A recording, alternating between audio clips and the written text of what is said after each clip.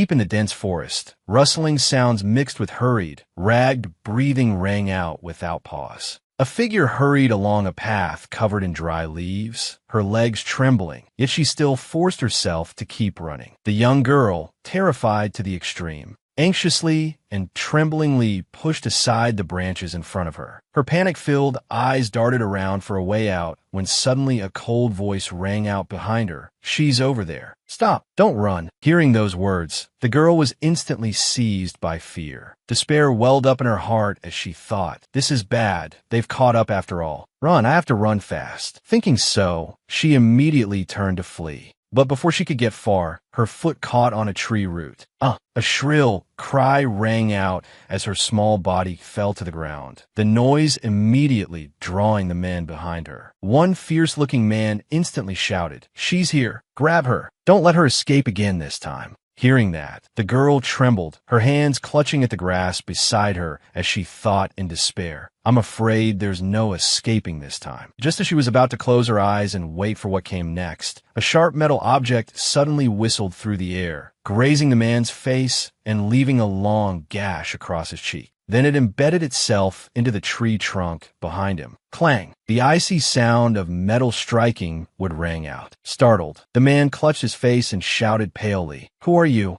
Who dares?" At that very moment, a figure swift as the wind flashed past the girl. The newcomer stood between the two sides and slowly spoke. "Naturally, someone you can't afford to provoke." The young man stood there with imposing bearing, his steady gaze leaving the group behind him stunned. The man wounded by the dart roared angrily, "How dare you? You dare stop the men of Luke Gia from taking someone? Are you tired of living?" Hearing that, the youth merely curled his lips into a faint smile.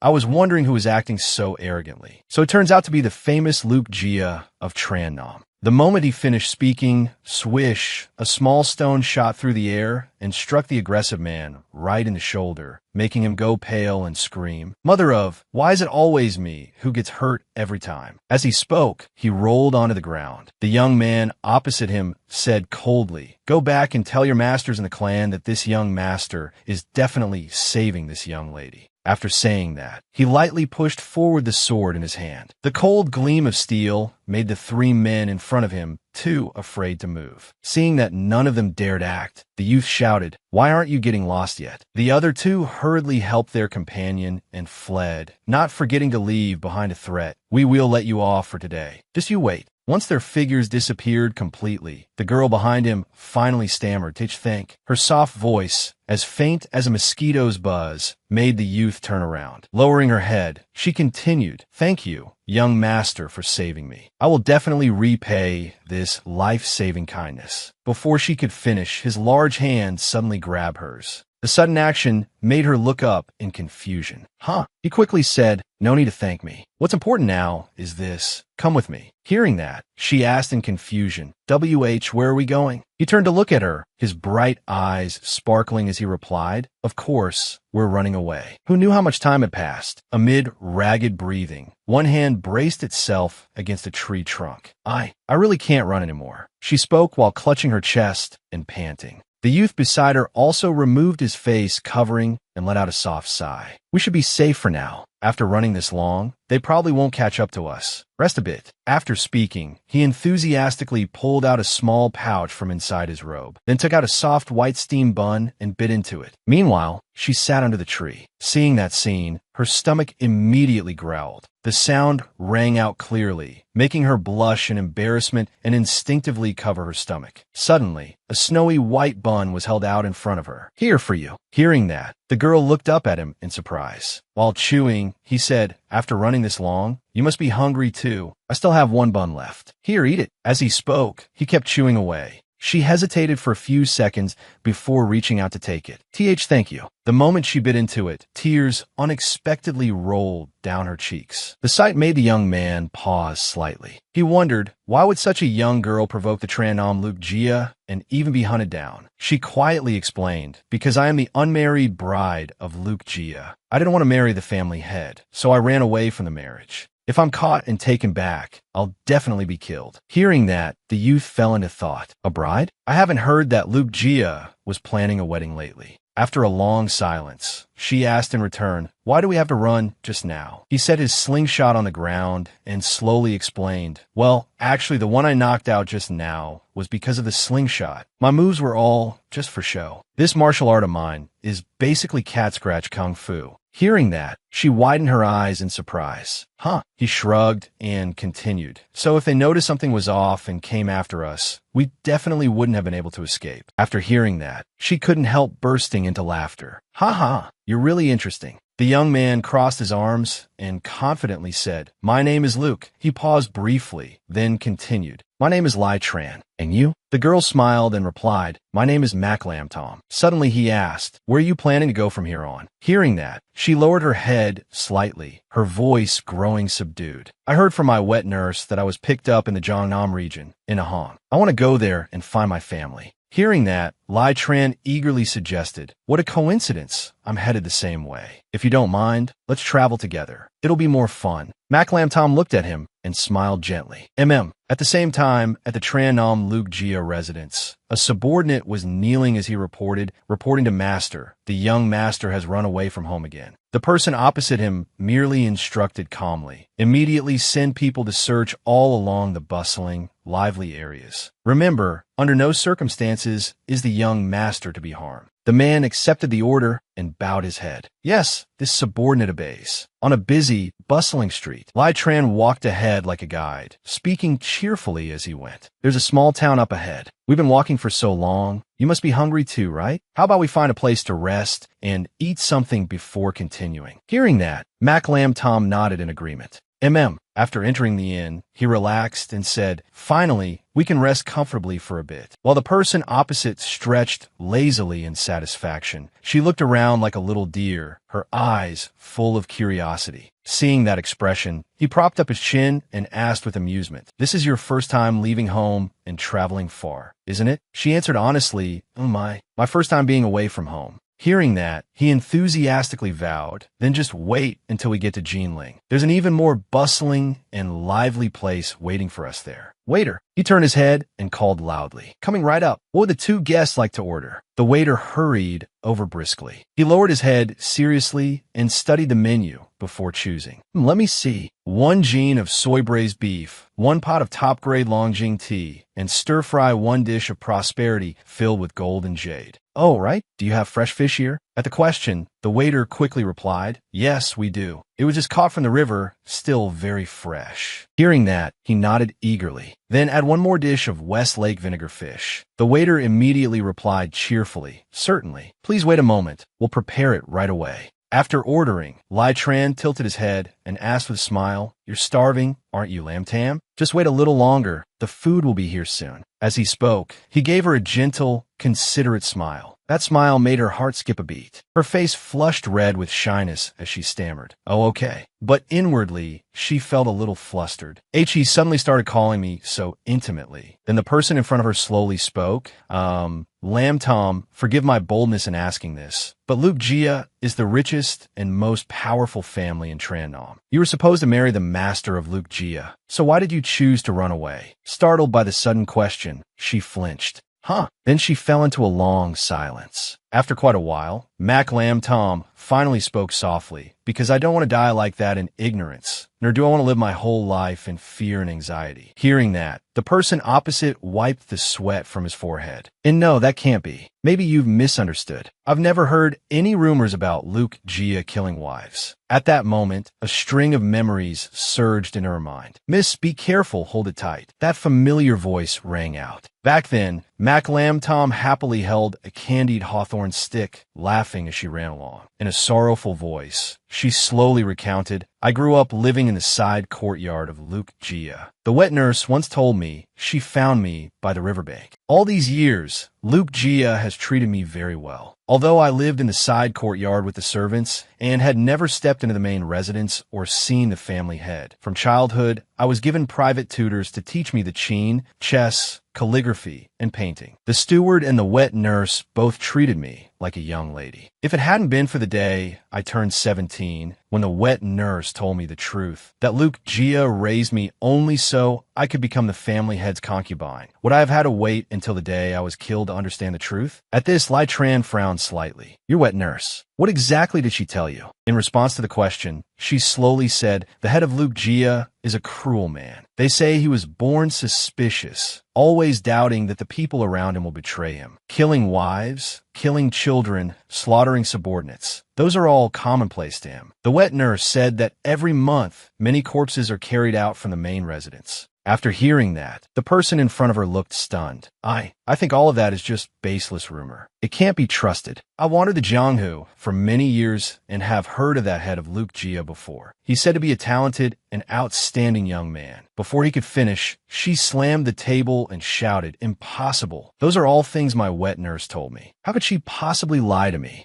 My wet nurse risked her life to tell me the truth, all so I could escape. She didn't hesitate to sacrifice her own life. Her voice trembled, then her expression changed abruptly as if a painting had suddenly darkened. I was imprisoned in that gilded cage from the moment I was born. I don't want to die meaninglessly, and I don't want to marry that cold-blooded monster, so I chose to run away. Those words struck his chest like blades. Li Jiang Mumut Sopti Heavens. Just what kind of image has Big Brother created for me in other people's eyes? Just then, the waiter approached carrying steaming hot dishes. Honored guests, your food is here. Hearing that, Lai Tran happily picked up his chopsticks. All right, don't think about those upsetting things for now. Let's eat first. The person opposite him froze slightly. Huh. Oh, okay, thank you. But inwardly she thought, Lai Tran really is such a warm and gentle person. Suddenly, a hand placed food into her bowl. Lamb Tom, try this vinegar fish. Hearing that, she obediently picked it up and put it in her mouth. He immediately asked, so, is it good? She nodded honestly and replied,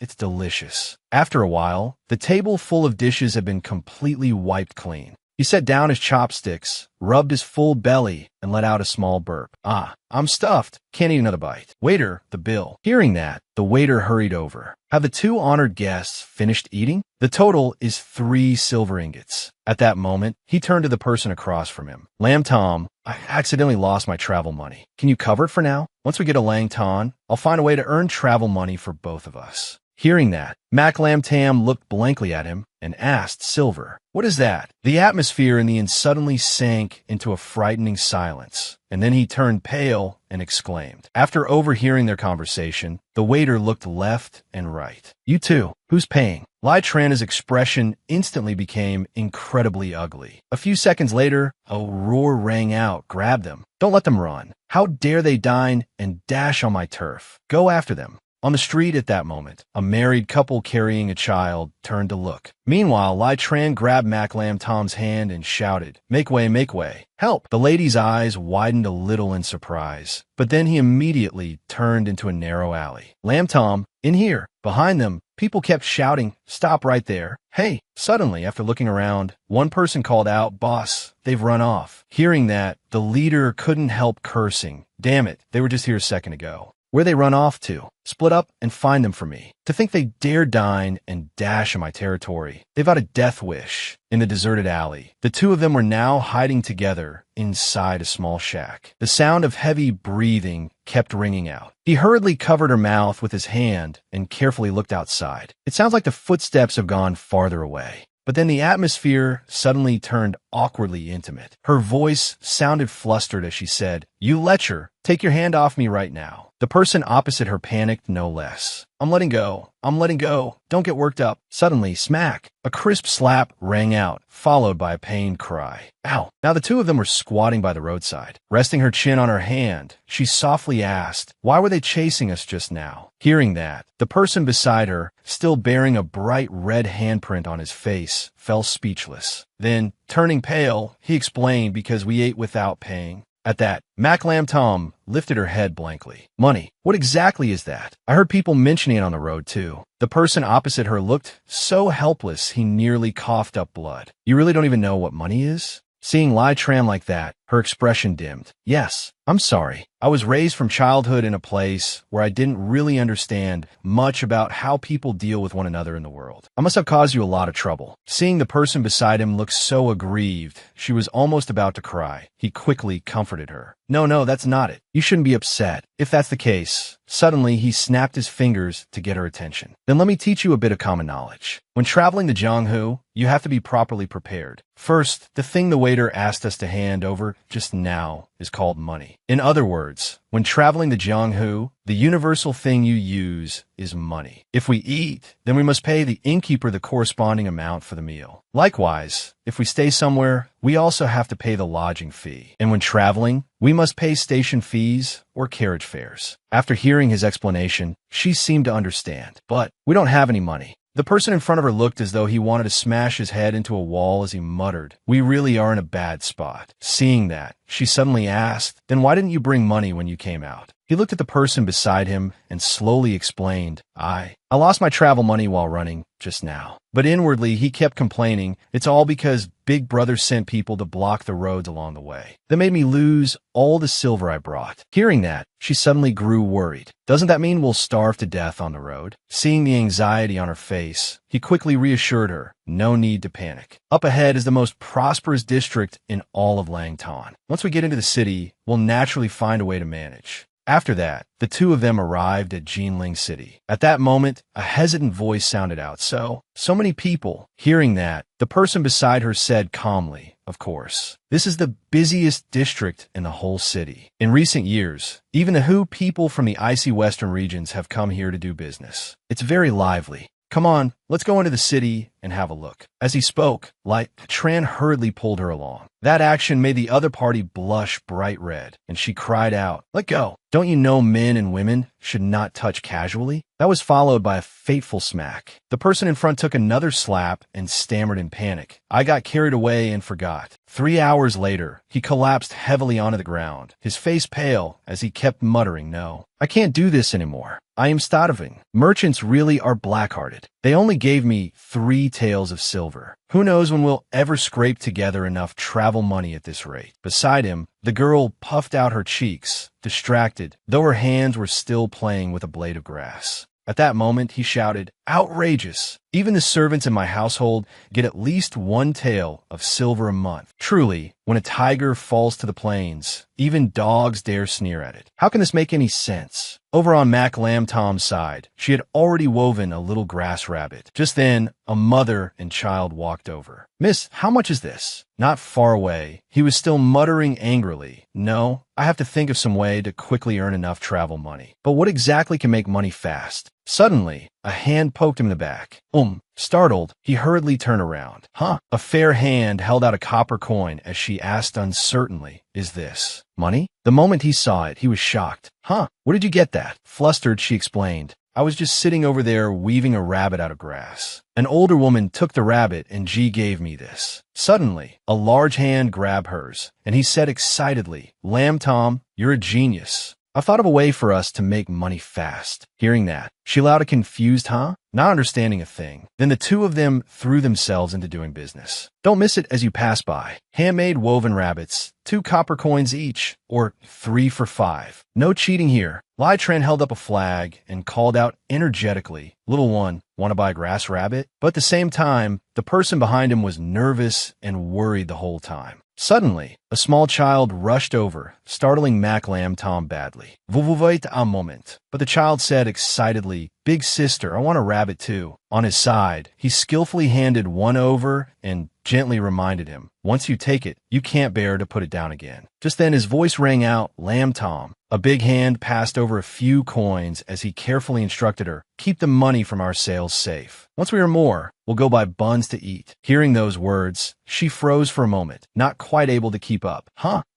But she quickly came back to herself and answered with a blush. After that, a little girl happily took her grass rabbit. "Thank you, big brother." Hearing that, he rubbed the child's head and praised her gently. "Good girl." Mac Lamb Tom was not idle either and hurriedly stepped forward to sell more. "Thank you, ma'am." In the blink of an eye, he waved to the last customer. "Take care, madam. Please come again next time." Then he happily looked at his companion as if showing off. "Lamb Tom, I just sold 3 more." She said shyly, I just sold one too. At that moment, he wiped his sweat and sighed tiredly. Wow, I'm exhausted. We finally sold them all. Behind him, she was still holding a grass rabbit, full of excitement, when a voice called out, "Lamb Tom, how much did we earn today?" Hearing Lai Tran ask, she held out a handful of copper coins and answered eagerly, "A lot." Hearing that, he raised his hand and said spiritedly, "Great. At this rate, in less than 3 days we'll have enough travel money to set out." Then he suddenly declared boldly, "All right, since all the grass rabbits are sold out today, let's go stroll around the city a bit. Let's go." Hearing that, Mac Lamb Tom hurried after him. In Jinling City, the atmosphere was noisy and bustling. Her eyes sparkled as she looked at the beautiful little toys. "Wow." The person beside her asked in confusion, "That's a pellet drum. Didn't you ever play with one when you were little?" She answered at once, "Never. Ever since I was young, my nanny and tutors told me that girls shouldn't waste time. I had to master music, chess, calligraphy, and painting to marry into a good family." As she spoke, she sighed gloomily. Hearing that, he snorted irritably. "A bunch of old fogies, just like my elder brother. So boring."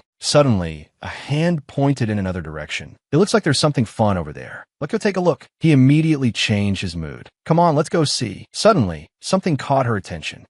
Over there. That's Lingyi Pavilion." Young women dressed in exquisitely colorful clothes filled the scene. The sight struck straight into Mac Lamb Tom's heart. Those clothes. Then she couldn't help saying, "They're so beautiful." The person beside her noticed and let out a small his gaze turning in that direction as well. After a while, a cry rang out. "What? Li Jiang Sao De in shock. Only 10 copper coins left?" Then he hurriedly asked her, Lamb Tom, "Are you sure we really only have 10 copper coins left?" When asked, she answered innocently, We bought the pellet drum just now, and powder and rouge, and a sword, and we ate buns and candied hawthorn." After hearing that, he stiffly asked the innkeeper inside, "Boss, can the lodging fee be reduced a little?" Standing next to him, she also put on a pitiful expression. "Please?" The man smiled, but was furious inside. After a moment of silence, he shouted, Go, go, go. You don't even have money and still want to stay here? There's a ruined temple south of the city, so go there. What rotten luck." After driving them off, he slammed the door shut. The two of them stood there dumbstruck. After a moment, he sighed and said,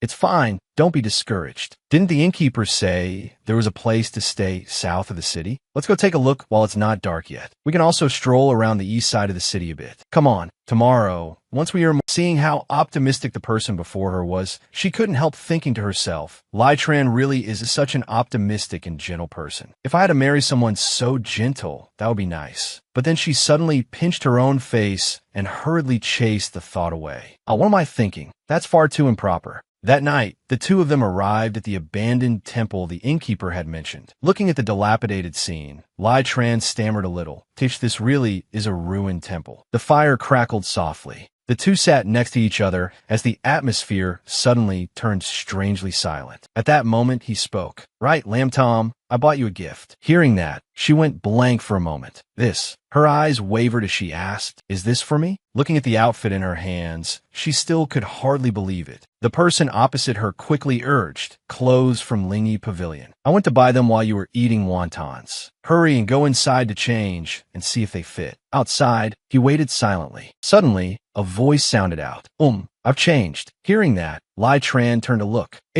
But his eyes instantly lit up in surprise. Mac Lamb Tom said shyly, "WL?" At that moment, she asked bashfully, "Is it pretty? Do I look nice?" Both of them suddenly fell into an awkward silence. What they feared most was the sudden stillness growing so heavy it became suffocating. "I should say something. Your friend's taste is good." Her words scattered apart, leaving her stammering. Lai Tran quickly turned away, his face flushed, and answered, "You look very beautiful." Receiving his praise, she also said softly and shyly, Thank you." In the quiet stillness of the night, she later changed out of that outfit and folded it neatly. Seeing that, the person beside her asked, "Why not wear it directly?" When asked, she only explained slowly in a gentle voice, "Such beautiful clothes. I think I'll wear them when I find my family." At that, he fell silent, and after a few moments of quiet, he finally asked in a slightly hoarse voice, "Being with your family, is that happier than wandering the world together with someone else?" Hearing that, she smiled naturally and answered him, "Later, I'll stay together with my father and mother, and we'll never be separated again." Those words threw his his thoughts into turmoil. Is home really something worth longing for that much? Then he slowly closed his eyes, but suddenly the person beside him spoke. Actually, I'm not even sure whether my parents will accept me or not. But after leaving the Luke family, other than searching for my own family, I probably have nowhere else to go. But only silence filled the space in response. This made her think in confusion. Huh? Why did it suddenly get so quiet? At that moment, Mac Lamb Tom slowly raised her head. Then she burst into cheerful laughter. So he fell asleep. 3 days later, a pouch of silver was held out, and he said excitedly, "This should be enough for us to use on the road." Lam Tum. Hearing him, she turned to look. MM? At that moment, he carefully instructed her, "Stay here and don't wander around. I'll go buy some provisions for the road." After that, Lai Tran hurried off. "Auntie, I'd like 8 meat buns, thank you."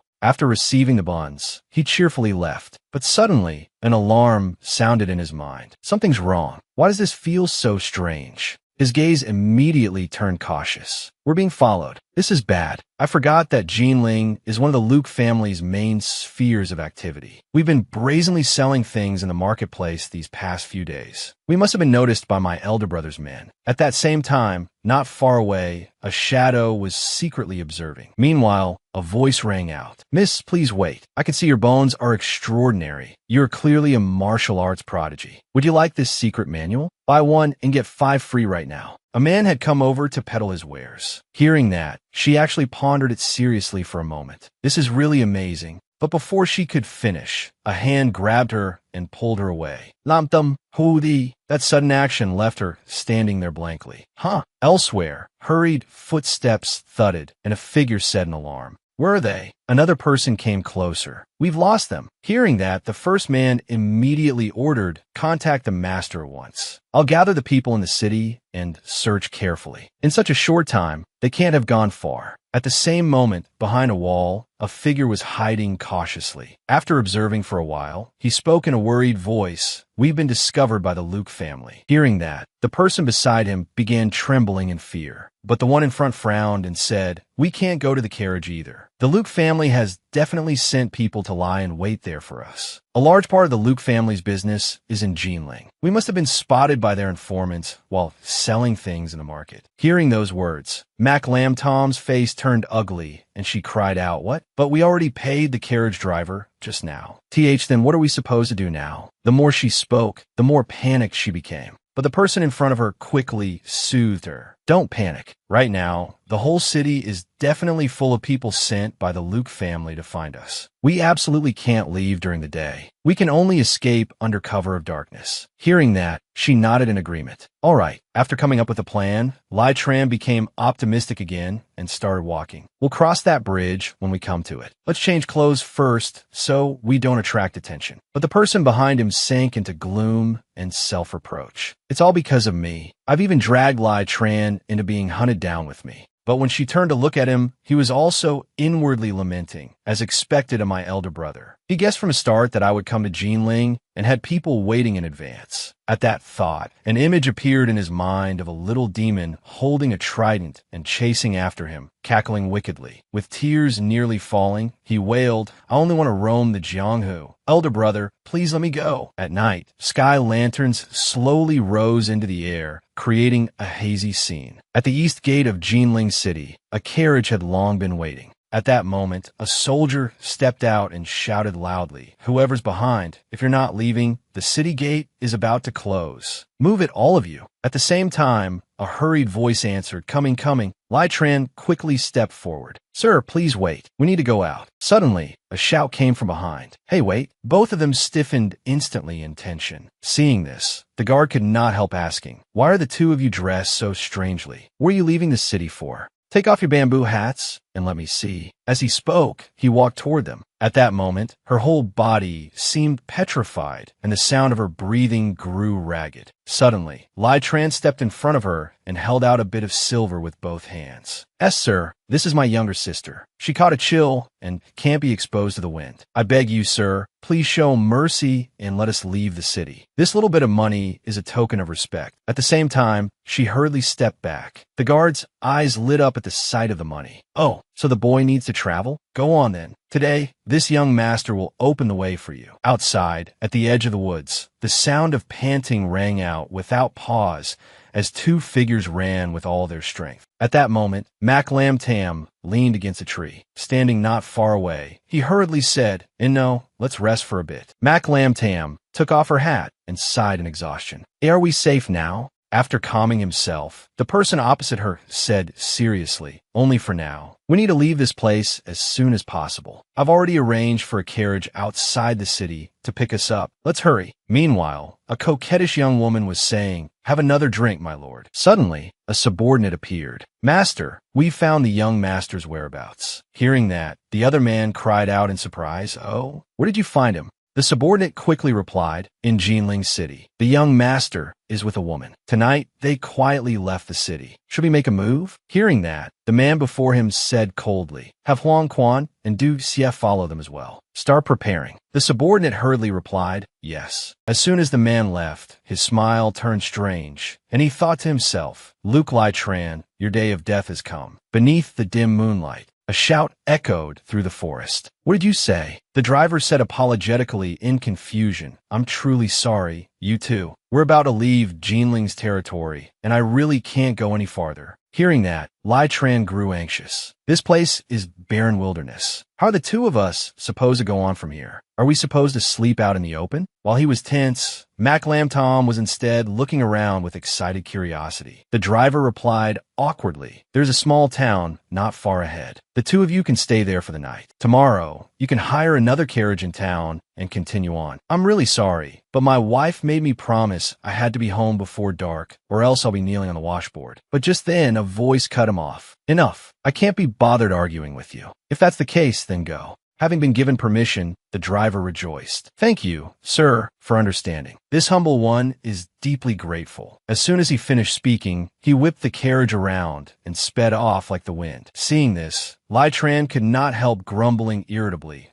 What kind of sense is there in throwing your passengers into the wilderness? Completely unreliable. Lam Tom, while it's not dark yet, let's hurry." But then his eyes widened in surprise. Behind him, she was playing with the little fireflies. Wow. But when he sensed her gaze on him, he suddenly started, "Huh? Over here, there's so many glowing insects. Come look." The scene just now had made him blush, and he quickly replied, Yes, I'm coming right away." Over here, her soft hand brushed against the shrubs, and at once, tiny lights began flickering into view. She said excitedly, "There are lots more here too. Brother Lai Tran, look." Seeing how happy she was, he smiled gently as well.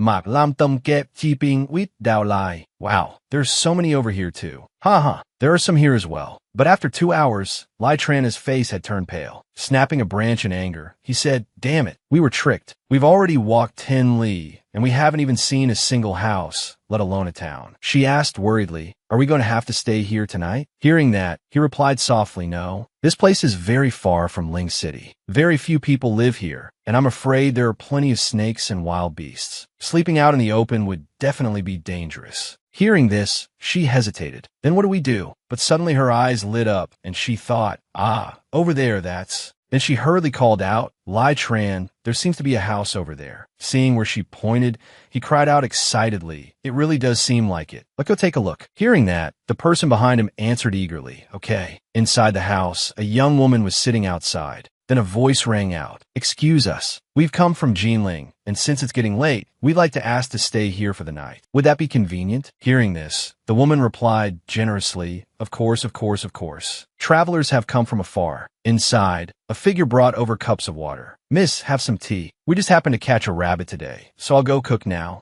Hearing that, the person beside her quickly replied, "No need. We have food with us." The woman smiled and said, "There are few people in this area, and we rarely get visitors. Meeting you is fate. Please don't stand on ceremony. I'll go cook first. You two have some water and rest for now." Hearing that, they couldn't very well refuse, so he said, "Then we'll trouble you." After the woman left, Mac Lamb Tom sprawled across the table and said excitedly, "Wow, I thought we'd have to sleep outdoors, but I didn't expect we'd be able to stay at someone else's house." The person beside her quickly replied, "We were lucky to meet good people." But at that very moment, in the kitchen, the woman slowly sprinkled white powder into the food. Outside, a voice sighed, "There really are still a lot of good people." Nearby, a horse being led by the reins let out a sound, and in a shadowed corner, a masked man silently observed. At the same time, someone hurried over. "Sir, as instructed, I let those two get off the carriage deep in the desolate forest south of the city." The carriage driver quickly reported, and the man opposite him smiled with smug satisfaction. "You did very well. Here, this is your reward." The moment he received the shining silver, the other man said excitedly, "Oh, thank you, sir. Then if there's nothing else, I'll take my leave first." Hearing that, he merely waved dismissively. "Go on." The carriage driver grinned brightly and replied, "Yes. If there's ever another good job like this, sir, you must remember me. I wouldn't refuse, even if it cost me my life." Hearing that, the man opposite him slowly drew his sword and said coldly, "Oh, naturally." Then he watched the figure in front of him walk away. As the other man walked, he thought to himself smugly, "I never thought I'd run into such a good thing. I won't have to worry about my drinking money for the next half year." Suddenly, the sound of a weapon slicing through the air rang out. Slash! The carriage driver's face froze in shock, and a mouthful of bright red blood spilled from his lips. A cold voice slowly said, "You can't blame me for this." The person behind him drove the sword even deeper into his body. After finishing him off, the masked man said evenly, "My master gave the order. Anyone unrelated who knows about this is not to be left alive." The man sprawled on the ground struggled to speak. You,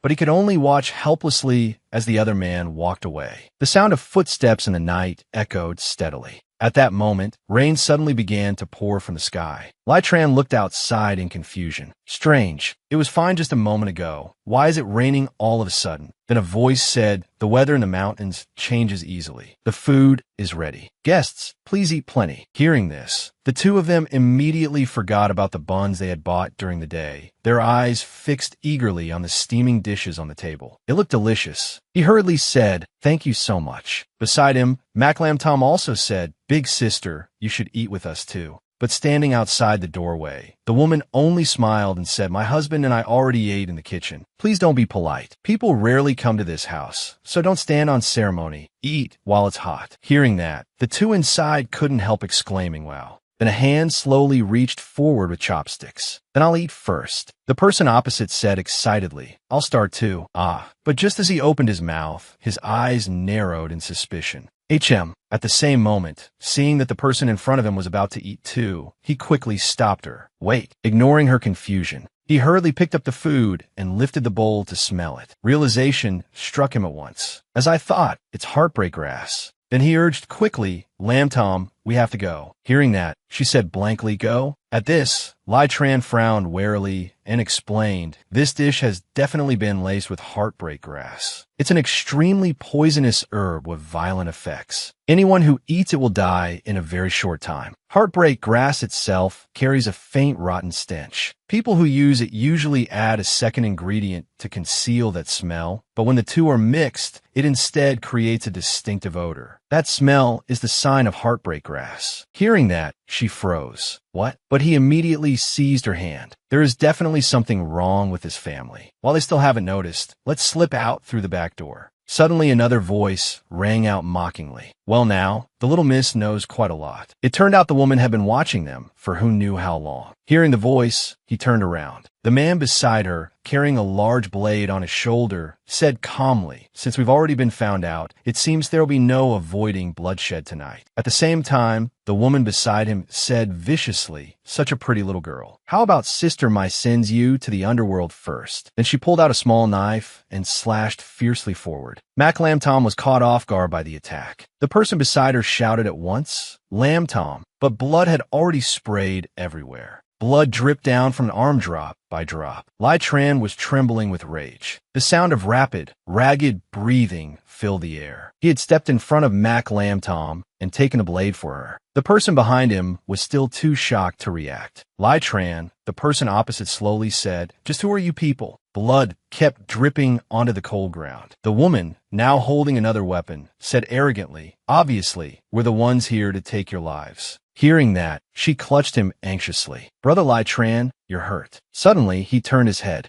"Lam Tum." Then, forcing a bitter smile, he instructed softly, "In a moment, I'll find a way to hold these two back. Use the chance to get out of here." Hearing that, it felt as if the sky had collapsed over her head. "What? No, I'm not going. I don't want to leave you behind and run for my life alone. How could I possibly do something like that?" As she spoke, tears welled up and began to fall. Suddenly, a large hand gently stroked her in comfort. "Silly girl, don't worry." His hand slowly gripped the knife hilt, pain written across his face. Then he yanked it out in one decisive motion and threw it hard to the ground. "Since I saved you, then I will do everything in my power to protect you and keep you safe." Hearing that, the person behind him looked stunned. Suddenly, a frightening slicing sound rang out. The man opposite them said strangely, "Don't even think that either of you is leaving here alive tonight." Seeing this, he quickly shoved the person behind him away. "Be careful." Caught off guard by the push, she cried out in alarm. At the same time, Lai Tran hastily drew his sword and moved to block the opponent. But the man's strength was too great, forcing him to skid backward. Inwardly, he thought, such deep internal energy. This person's martial arts are definitely above mine, it seems. A scream suddenly rang out, and he quickly looked toward the sound. "Lam Tum." The woman had closed in on her without him noticing. Her voice dripped with temptation. "Don't worry. My sword is very fast. You won't feel much pain." Then she struck. The sight made him panic. Not good. With a burst of strength, he knocked the man in front of him away and shouted, "Lam Tom, move." Thud! The sound of a blade piercing flesh was horrifying. Blood spattered across her pale face, and she stared blankly at the hand that had blocked the sword for her. Bright red blood dripped continuously. Lai Tran's face was deathly pale from blood loss, and his breathing grew heavier. Seeing that, the woman withdrew her sword and said smugly, My, to die beneath a peony is a romantic death, even as a ghost. Leave this brat to me." Seeing this, Lai Tran couldn't help but panic. This is bad. His left hand still has. At that moment, the short sword slashed up, leaving a stinging cut across Lai Tran's face. But the other party only laughed mockingly, then quickly retreated and flung a volley of sharp darts forward. The woman opposite frowned and shouted, "Hidden weapons. Damn it, we can't dodge them." The man beside her, Huang Quan, hurriedly threw his arms around her. Thud! The darts sank viciously into his body. At the same time, a voice cried out, "Brother Huang Quan, be careful. You little bastard, today I will cut you to pieces." His heavy body then collapsed to the ground in pain. Lai Tran was gasping nonstop now and cursed under his breath. "Damn it, the medicine is taking effect. I really can't hold on anymore." Behind him, Mac Lam Tom cried out in fear. Lai Tran, stop fighting. The woman sneered. "What touching devotion. Little sister, don't worry. I'll send your lover on his way first." Hearing that, Mac Lam Tam rushed over and threw her arms around the woman's body, shouting no. Restrained like that, the woman snapped angrily. "You little wretch, let go of me." Then she seized Mac Lam Tom by the hair and yanked hard, but the girl still said firmly, "I won't let go. Even if I die, I won't let go." But just seconds later, she was flung hard on the ground. The person opposite frowned and said, "What a fool who doesn't know the difference between life and death." The man beside her, weapon on his shoulder, frowned and said, "Junior sister, stop wasting words on them. Just take their heads and bring them back to report." But suddenly his face turned pale and he spat out a mouthful of blood. Cough! His body dropped to one knee. The sight made the person beside him panic. Brother Huang Quan. But he only stared at the person in front of him. The hidden weapons were poisoned. Outside, under the dark sky, only the full moon shone down. Suddenly, a furious scream rang out. "You bastard! I want to kill you." Then she quickly supported the person beside her. Brother Huang Quan. Meanwhile, Lai Tran struggled to support his own body. At that moment, she looked at the two opposite her and said, "First, we need to find a place nearby to cure your poison. Lin Sun is close to here. With him keeping watch, those two won't get away. Once your poison is cured, it won't be too late to deal with them." Lai Tran then said with difficulty, "They've gone." Mac Lam Tom's body gave out as well, and she collapsed. The sight made the person behind her panic. "Lam Tum." She looked at the person in front of her and said fearfully, "Lai Tran. Sobi, Sobi." That was so terrifying. That blade was even longer than Butcher Lin's pig-killing knife back in the kitchen. Her spirit finally collapsed completely. I thought.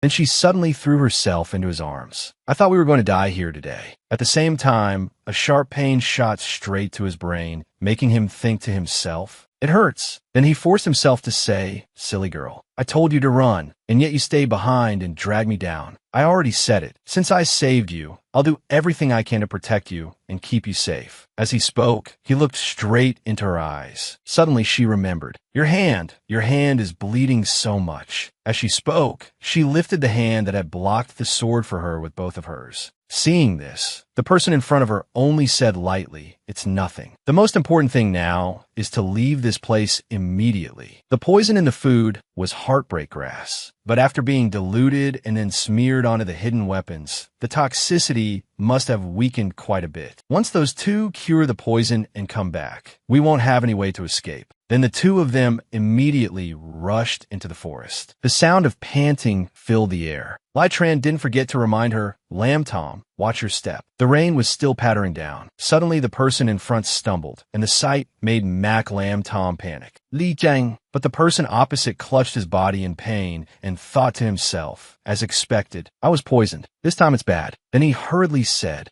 "Lam Tum." Hearing him call, she jolted. Suddenly, the sky opened into a heavy downpour. She quickly crouched down, and he slowly explained, "Just now, while those two weren't paying attention, I soaked the hidden weapons in the heartbreak grass from the food. The poison must have gone into my wound through my hand as well. It's only a small amount, so it won't be life-threatening. But from here on, I'll have to rely on you." At that point, he lost consciousness. His body swayed and pitched forward. Seeing this, the person beside him quickly caught him. "Li Jiang, Li Jiang." Her panic cries rang out again and again. At that moment, droplets slid from the leaves with a soft pattering sound, and his hazy eyes gradually sensed a faint light. "And then where am I?" When he finally saw clearly, he found himself in a crude, damp cave. Lai Tran slowly opened his eyes as well, his mind still groggy. A cave? He slowly sat up when suddenly a sharp pain struck him. His injured hand had been used too much, and a silent cry rose in his heart. It hurts, but it also helped him remember what had happened earlier. "Right, where's Lam Tom?" He frowned and murmured, "Could it be those two got her?" Before he could finish, a hand gently parted the leaves. Mac Lam Tom returned from outside. The moment she saw that he was awake, she lit up in surprise and joy. "Li Jiang, you're awake." Then she even dropped the basket in her hand and hurried over to his side. "Don't move your hand. You're still injured." "Let me see." Hearing that, the person in front of her obediently held out his hand. After checking it, she let out a soft sigh of relief. "Phew." Thankfully, the wound hasn't split open any further. Seeing this, he asked in confusion, How do we get here?" At his question, she slowly explained from beside him, "Last night you fainted. I dragged you along those winding mountain paths, and it took a long time before I finally found this cave to shelter in." But he was still full of doubts. "The poison in my body." Hearing that, she sighed helplessly. "At the time, you were unconscious, and we were surrounded by nothing but barren mountains and forest. There was no way to find a doctor. Your hand had been poisoned by heartbreak grass, and patches of it had already started turning black and rotting. I was afraid you wouldn't be able to hold on much longer. So as soon as I found the cave, I hurried off to look for herbs to counter the poison. But whether it can cure it completely or not, I don't know either." Hearing this, Lai Tran looked at his hand in surprise. "You know medicine?" At that, the person before him stammered blankly.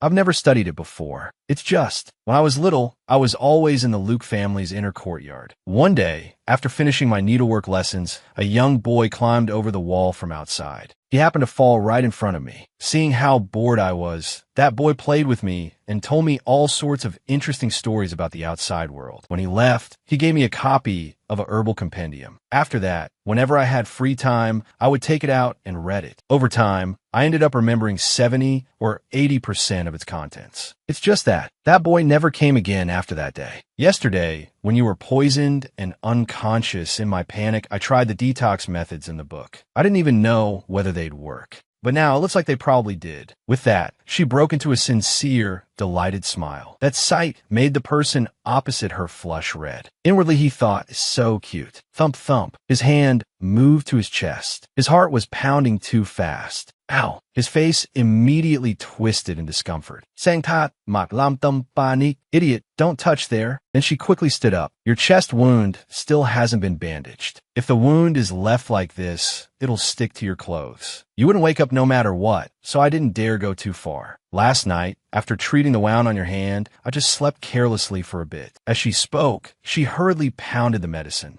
Hearing that, the man behind her blushed so hard his face burned. But before he could finish, she cut him off. It wasn't until daylight today that I dared go out to find some cloth and bandages to bring back. At that moment, he gave a soft groan. Suddenly she remembered something. Right, Dino? That carriage driver last night really did point us in the wrong direction. This morning, I walked a few miles the other way and found a small town. But by then, Tyrant had already taken off his clothes, exposing the still bloody wounds and startling her badly. Mac Lam Tam shot to her feet and said angrily, "Humph, that carriage driver was truly too much." I think he clearly had ulterior motives. At the same time, Tyrant gritted out from behind her, "Ow, ow, ow." Hearing that, the person opposite turned around. You agree too, right? But then her eyes widened.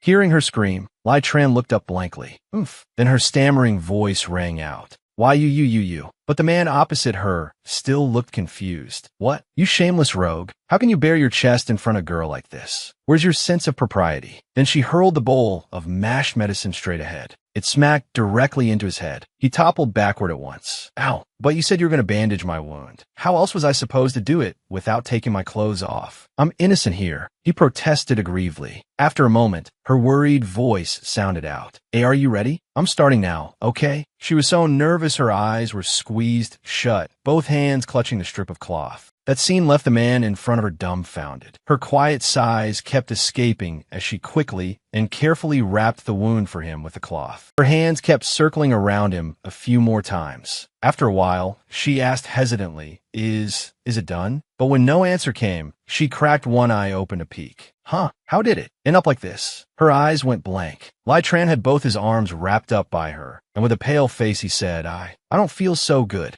Only then did Mac Lam Tom panic. I'll undo it right away. Hey, don't die on me. After redoing it once more, she squinted nervously and asked, how about this time? But not only was he no better, he had somehow been given an extra sling around his neck. He was so helpless he couldn't even speak. Seeing that, she cried out again. This time she practically turned Tran into a mummy face, repeating the process over and over. At last she gave up and shouted, blushing, forget it. Look, if you're going to look, then look. Anyway, Nanny isn't here to see it. Saving your life is more important right now. Then her hands quickly dipped into the medicine. Looking at him, she said softly, bear with the pain a little. I'm going to apply the medicine now. But faced with those firm chest muscles, she couldn't help blushing, her breathing gradually growing hurried. Even he, the one being bandaged, felt embarrassed at the sight and hurriedly looked away. Why you? Go ahead and apply it. When the cloth touched a bit of blood, the person before him suddenly asked, does it hurt? Hearing that, he answered awkwardly no. But inwardly, he wanted the ground to swallow him whole. Being looked at like this is so embarrassing. After a while, she looked up and said excitedly, all right, lie down properly and rest. These clothes are torn and stained with blood. I'll wash him in them, then help you put them back on. Hearing that, he obediently laid down on the pile of straw, his gaze drifting not far away. There, Mac Lam Tom was carefully sewing each stitch. He couldn't help wondering, just now, when it all started, my heart wouldn't stop pounding. Could this be what Big Brother once called falling for someone? Then suddenly he laughed.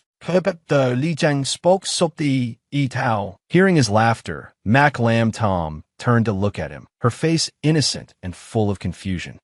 Seeing that, he found it even harder to stop laughing and said, since you were strictly bound by family rules from childhood, I thought you'd think I was some worthless degenerate. Hearing that, she immediately protested. That's not true. Nanny always said I was mischievous since I was little. I've never really obeyed the family rules all that well. I think if there's something you truly like doing, then you should definitely keep doing it. Don't mind what other people say. After she finished speaking, the atmosphere suddenly grew quiet and heavy. He repeated blankly, don't mind what other people say.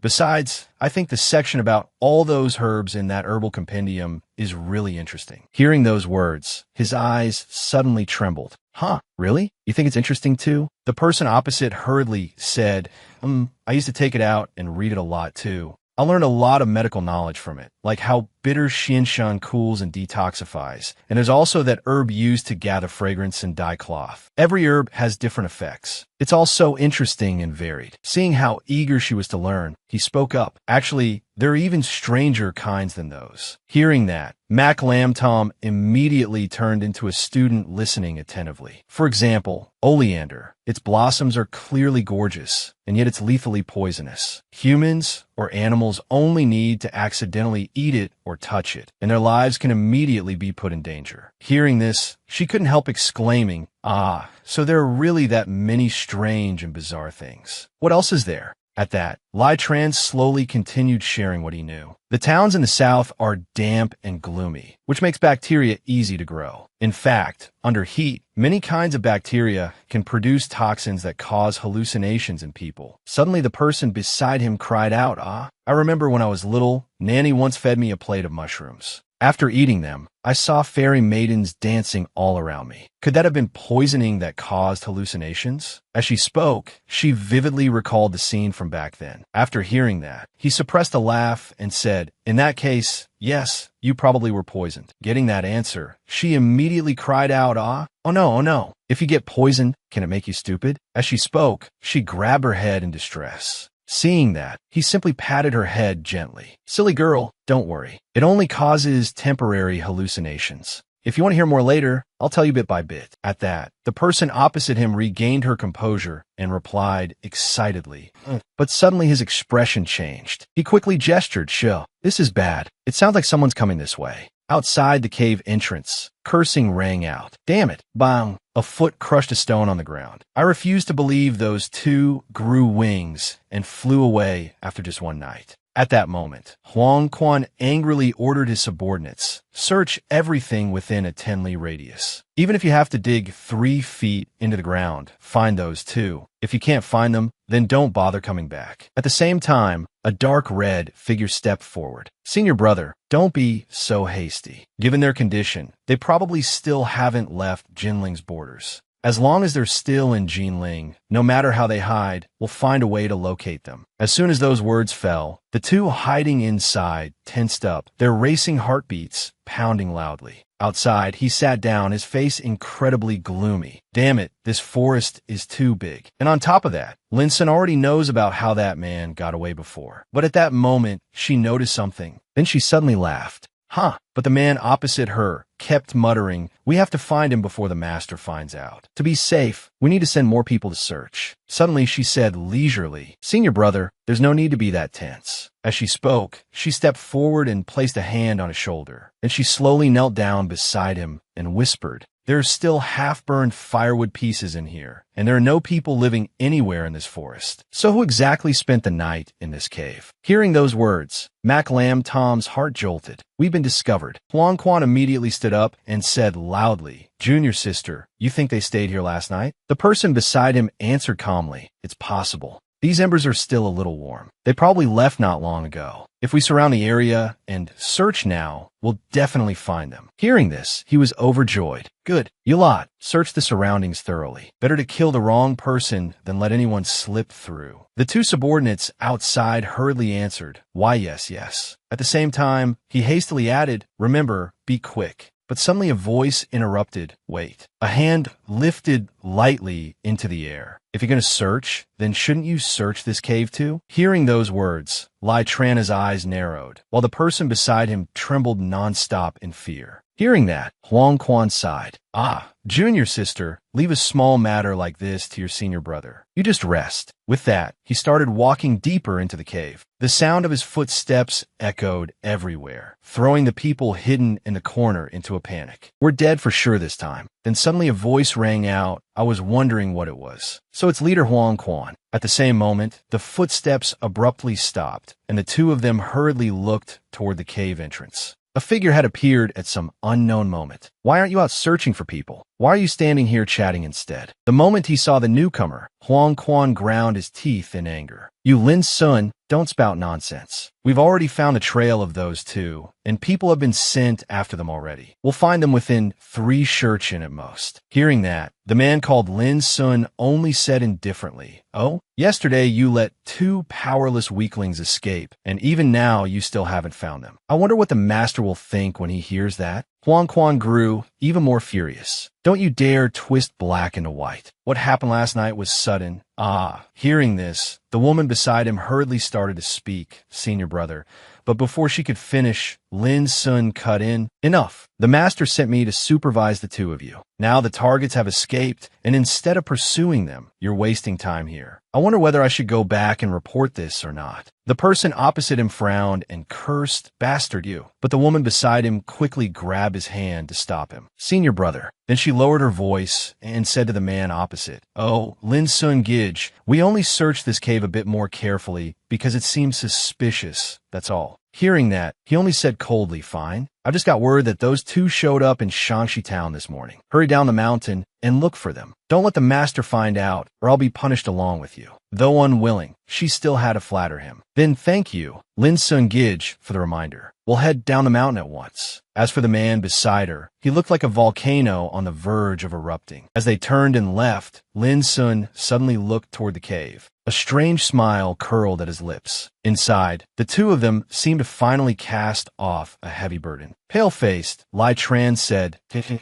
finally gone. If they hadn't left, I would have suffocated to death in here. The person beside him relaxed as well. That was too dangerous. Then he looked at Mac Lam Tom and said, There must be their people all around now. If we go out like this, we'll definitely run into danger. Looks like we'll have to take a risk. At that moment, she softly called Lai Tran. Hearing that, he asked in confusion, HM? The person opposite him said worriedly, I think the voice of that person just now sounded really familiar. That man named Lin Sun. I think I may have met him last night. Hearing that, Lai Tran was startled. What did you say? You've met him before? Mak Lam Tum quickly note that. Ma'am, last night. Then she slowly explained more clearly. After I carried you into the cave, I went out alone to look for more herbs, and I suddenly ran into him. He carefully showed me the way down the mountain, and he even generously gave me money to buy some cloth and medicine to stop the bleeding. At the time, that person tossed a few gold ingots at her feet. Take it. There are a few farming households at the foot of the mountain. Use this to trade for some cloth and hemostatic medicine.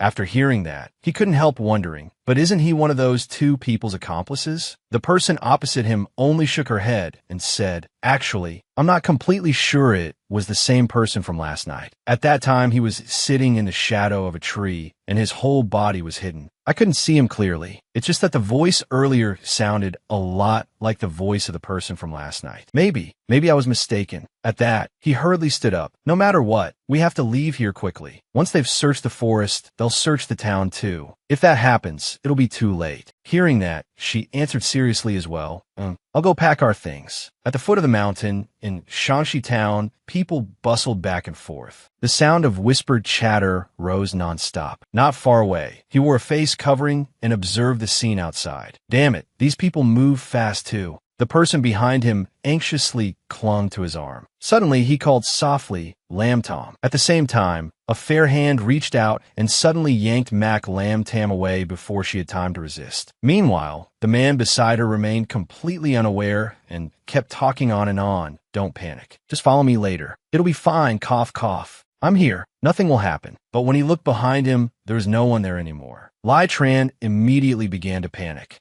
Lam Tum, where did she go? Suddenly a voice called out, Lai Tran, I'm here. Hearing that, he quickly looked over. She was standing with another woman now, gesturing hard for him to come over. At the same time, the people outside started moving. You lot, search over here. Understood. Seeing that, he didn't think too much and ran over at once. The woman from earlier hurriedly urged him, quick, get in here. Outside, one of the subordinates quickly reported, Boss, we've searched everywhere. No one. Hearing that, the man immediately ordered, you, and you too, go search over there again. Don't miss even a single ant. Move, and search downstairs too. After the door was shut, the woman finally let out a small sigh of relief. Phew, that scared me to death. Luckily they left too. Now that the two of them were safe, he cupped his hands in salute. Thank you, miss, for saving us. The person beside him, still a little slow on the uptake, lifted her veil and looked at the woman nearby. Hearing that, she slowly said, no need to thank me. It was my husband who saw the two of you and told me to come help you out. As she spoke, she took out 2 wanted notices. This morning, people posted your portraits all over town. My husband saw you two hiding there earlier, so he told me to bring you somewhere safe. After saying that, she put the papers away, and Mac Lamb Tom suddenly spoke up.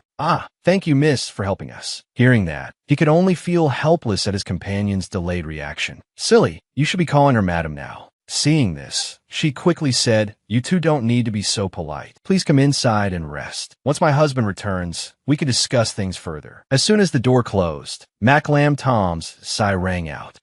Finally we don't have to keep hiding and running anymore. But why are those people trying to kill us? Then something suddenly occurred to her. Is it people from the Luke family? It must be because I ran away from the marriage, right? That's why they're hunting me. The person opposite her quickly explained after hearing her guess, no, that's not it. Those people's clothes weren't like the Luke family's. Besides, if you ran away from a marriage, they could just bring you back for the wedding. Why would they kill you? Hearing that, she drooped and sighed. That's true. We don't have money, and we don't have any treasures either. Why kill us? Those words seemed to stir Lai Tran's suspicions. That's right. If it wasn't for wealth, then why kill us? They're not targeting Lamb Tom, so they must be targeting me. Could it be someone found out I left home and wants to test the waters by killing me? Cut off the Luke family's bloodline? At the same time, the person in front of him was still rambling on. Could it be they want to capture me and make me some bandit chief's wife? Like in those Jianghu stories my wet nurse always told me. But he was already immersed in his own tangled thoughts. The fact that I am the Luke family head is known only to the main hall and the inner household. How do they find out? Unless there's a mole. I have to contact my elder brother as soon as possible and tell him about this. His hand unconsciously clenched when suddenly a voice sounded. You too. The door opened,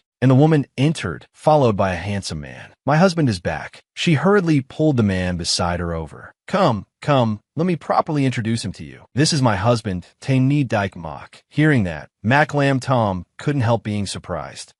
This is my first time meeting someone with a 4-character name. Lai Tran stepped forward and saluted. Thank you, young master, for your righteous help in saving us. Hearing your honored name just now. Are you from the western regions? She cut in to explain. My husband is from Persia. Our caravan will be setting out from here for Persia. You could just call me Anan. Then Anan slowly explained, actually, we were fortunate enough to meet you two once before in Jincheng. The world is vast, so to run into you again is a rare sort of fate. My husband said that if you two ever ran into trouble, we absolutely had to help. As soon as she finished, he quickly said, we are truly grateful for the life-saving kindness you have shown us. I am. But before he could finish, caution suddenly rose in his heart. No, before I find out who exactly is hunting us, I shouldn't drag innocent people into this. So he immediately introduced himself. I am Lai Tran. Lamb Tom is my younger sister. This time, we left home and came to Swang to look for our father. Standing beside him, she quickly lowered her head. Thank you. Anan suddenly invited them. I've already instructed the kitchen to prepare a proper meal. You two must be hungry. Why don't we eat and talk? At that moment, he asked curiously, may I ask how the two of you managed to offend Quan Ha Hall? If it's possible, please tell us a little. We might be able to help somehow. The two of them, chewing their food, looked blank. Guanatho, what's that? The person opposite them looked a little surprised. Then why are they trying to kill you? You don't know either? As he spoke, he picked up food for his wife. Anan angrily explained, This Quanha Hall has practically monopolized all the trade routes from Zhenan to the western regions. They rob caravans at the slightest excuse and run rampant everywhere. Even the local authorities don't dare touch them. Who knows how powerful the force backing them is? Only then did Lai Tran slowly recount the whole story. We ran into them on the road to Suan. I even wounded a man named Huang Quan. At first they disguised themselves as ordinary farmers. Then they poisoned us. When that failed to kill us, they attacked directly. Hearing that, Taini Daik Mok finally explained, Huang Quan is the hall master of Quanha Hall. Since you wounded him, it's no wonder the entire Quanha Hall is hunting you.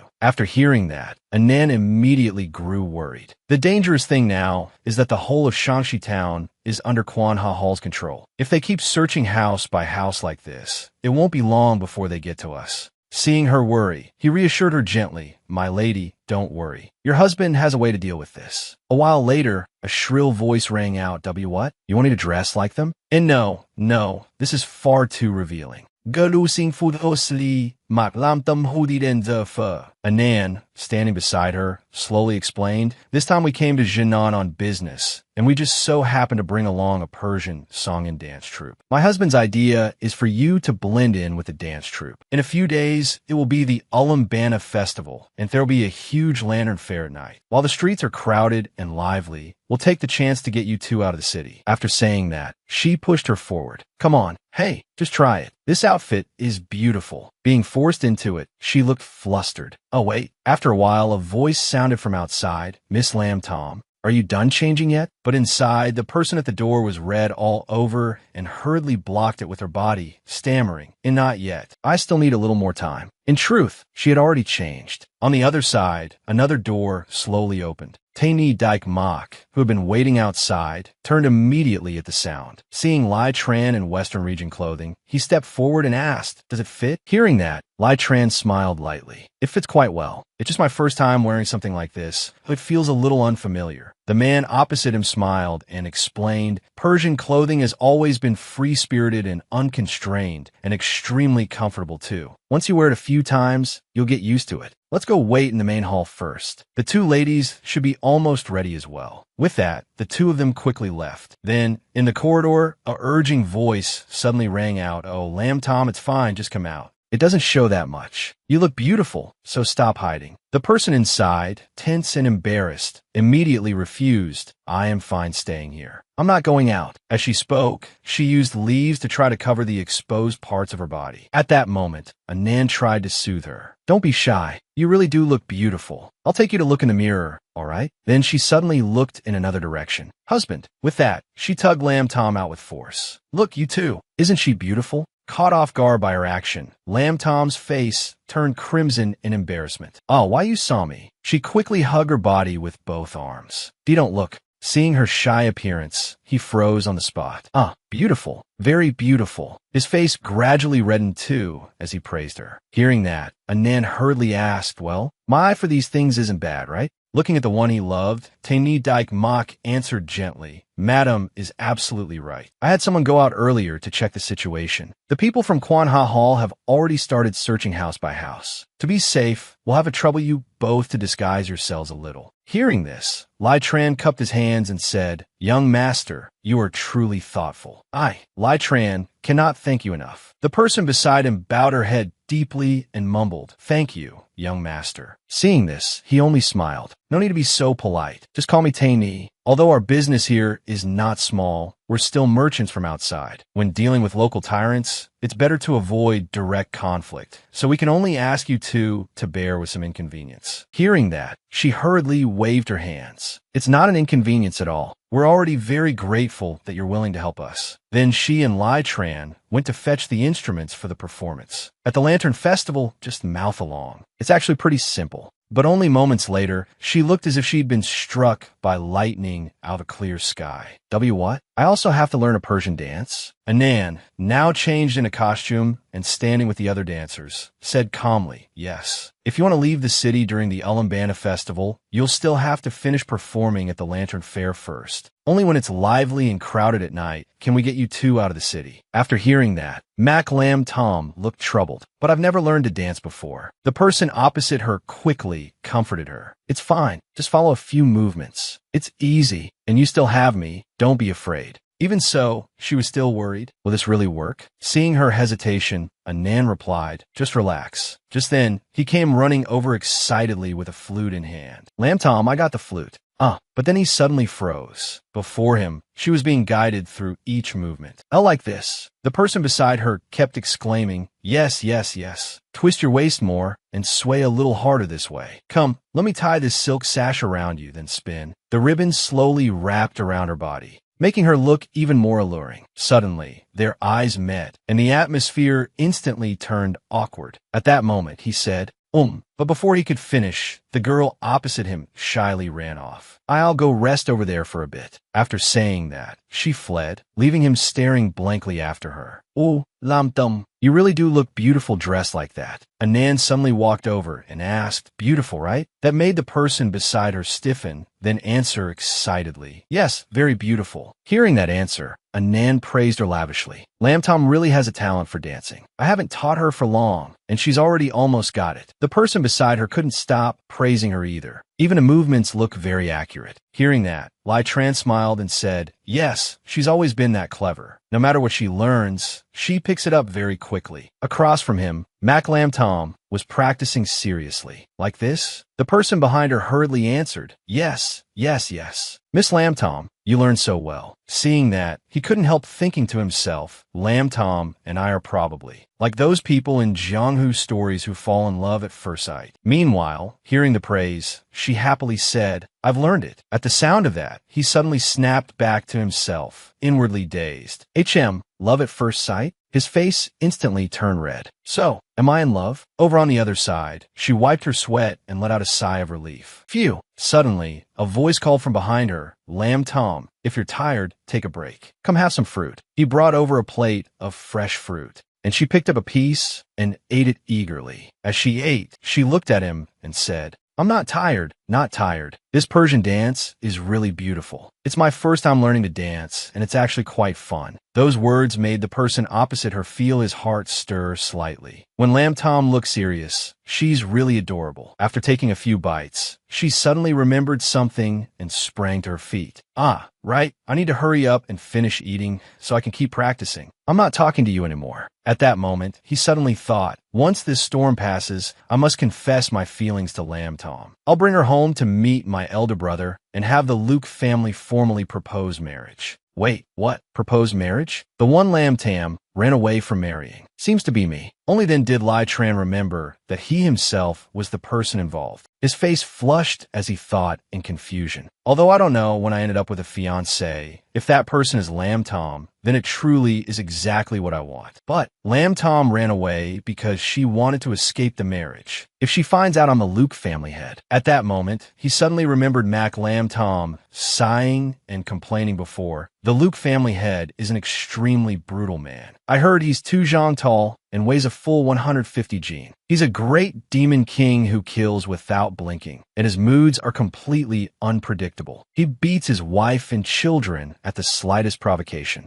And most terrifying of all, my wet nurse said that Luke family head even eats human flesh and drinks human blood. Back then, all he could do was laugh awkwardly. Haha, is that so? Those memories came flooding back, leaving Lai Tran utterly at a loss between laughter and tears. How am I supposed to explain all these misunderstandings to Lam Tam? What a headache. No matter what, the most important thing right now is to escape Quan Ha Hall safely, return home, and tell my elder brother there's a mole so he can investigate it clearly. After that, I'll find a chance to tell Lam Tom my true identity. At the same time, the person behind him was still carefree, learning another new movement, when suddenly someone rushed in a panic. Madam, this is bad. People from Quan Ha Hall have reached the gate. The young master is dealing with them right now. We need to get ready. Hearing that, Anan was shocked. How'd they get here so fast? I'll go change and stall them. Lam Tam, Lai Tran, you two hide in a room first. Come out with everyone else in a moment. A while later, it was noisy and crowded outside. She stepped forward and asked softly, Sir, all the servants of this household are already here. What exactly are you looking for?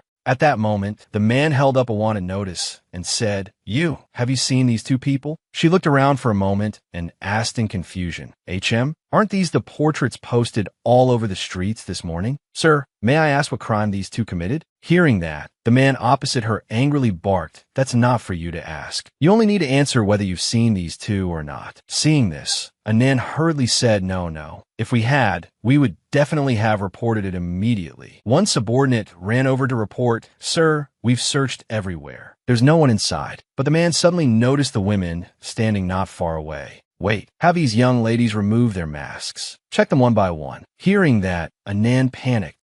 Seeing her reaction, the man turned to her and frowned. Do you have a problem with that? Hearing this, she hurriedly waved her hands. No, it's just, these young ladies are all unmarried. If they remove their masks for others to see, I'm afraid they may never be able to marry in the future. But the other man only snorted coldly. I heard Persian women have always been open and free-spirited. They can wear clothes that bare their legs and midriffs in broad daylight. But taking off a mask is suddenly too much for them to handle. Cornered, she stammered awkwardly, while inwardly screaming in a frenzy, Husband, save me. What do I do? What do I do? We're done for. At the same time, the man opposite her shouted harshly, Take off all your masks. Anyone who refuses will be arrested. The people behind them immediately began whispering in confusion. What is this? What are these people even looking for? Hearing those murmurs, Maclam Tom grew even more tense and worried. Her hands clenched tightly at her clothes when suddenly a large, warm hand took hold of hers. The two fell silent. Then Lai Tran suddenly spoke in a soft voice. Don't be afraid. I'm here. Hearing that, she smiled, feeling a little more at ease. Suddenly, a subordinate shouted, You lot, take your masks off for me. Dragging your feet like this. Are you trying to rebel? At that moment, one of the dancers frowned angrily. If you want them off, then fine. Why are you acting so fierce? Do you think this is your own house? The person beside her hurriedly tried to stop her. Why nah? But she ignored it, tore off her veil, and snapped, satisfied now? See clearly enough. Hearing that, Anan frowned and urgently signaled a warning. Nyetina sudzo malta. After looking, the man said, You two, step over here.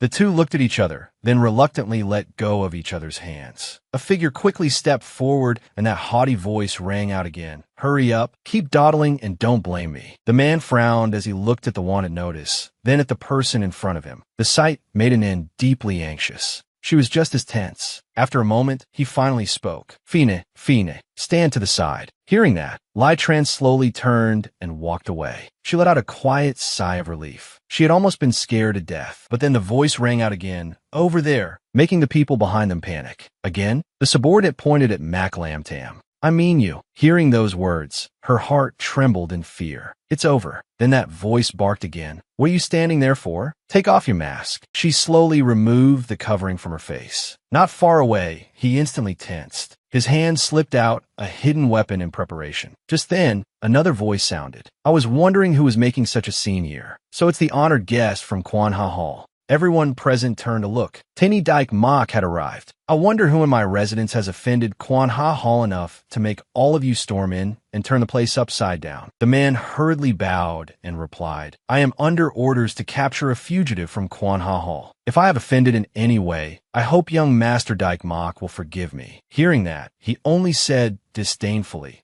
Tini does not dare accept Quan Ha Hall's apology. If my lord wishes to search, so be it. But these dancers came all the way from Persia. They are a tribute meant for the king of Lulon. If your actions were to reach his ears, that would not be good. Hearing that, the man opposite began to panic, sweat beading on his forehead. So they're tribute gifts for Lulon? Then I truly have been rude. It was all a misunderstanding. If I have offended today, I hope young Master Dyke Mok will forgive me. Our hall master has long heard that young Master Dyke Mok is a rare talent, accomplished in both letters and arms. Quan Ha Hall will always welcome your honored visit. You lot, follow me. Search somewhere else, quickly. After they left, Lai Tran finally spoke politely. Thank you, young Master Taini, for stepping in to help just now. Hearing that, Taini Dyke Mok only replied calmly, No need to be so courteous. It's just that in only 2 days, Quan Ha Hall has already gathered people all the way from Tranam to Shangxi. They must be determined to dig 3 feet into the ground if that's what it takes to find you both. You can't remain in Shangxi any longer. We must leave in 2 days. Just now, I brought the king of Lulan into it, so Kwanha Hall should be wary enough not to search again. But I fear they still have their suspicions. We absolutely must prepare every possible countermeasure. Hearing that, he explained, we haven't been able to go out these past 2 days. Could young master perhaps help me find these herbs? I want to prepare a little more before we leave the city, just in case. As he spoke, he held out a sheet of paper. Taking it, the man replied loudly, that's easy enough. But when he read the list carefully, he was startled. Western crow herb, poisonwood, elephant tusk, red. These are all highly poisonous. Lai Tran did not avoid the matter and answered at once. That's right. Young master, rest assured, I have never wished to harm anyone. I'm simply interested in medicine and have studied it. But with the situation so pressing, I have no choice but to carry some poison to protect myself. After hearing this, Taini Daik Mok tucked away the paper and said confidently, leave it to me. During these next 2 days, the two of you should familiarize yourselves with Persian customs and culture. The more you know, the less likely you'll be exposed to the Lantern Festival. It's getting late. In a bit, Anan will take you back to your rooms to rest. I found an excuse to take my leave from the county magistrate, but to avoid suspicion, I have to go back there for a while. If you need anything, just tell Anan. We'll do everything we can to help. Hearing that, Lai Tran quickly bowed. Young Master Taini is too kind. We should also return and discuss our plans. Beside him, Mac Lam Tom waved goodbye as well. Once they returned to their room, she could not help feeling uneasy. That was so tense today. We were almost discovered. Seeing her like that, the other person gently patted her head in comfort. Lam Tom, don't be afraid. You still have me. Hearing those words, she suddenly looked up, her thoughts turning blank with confusion.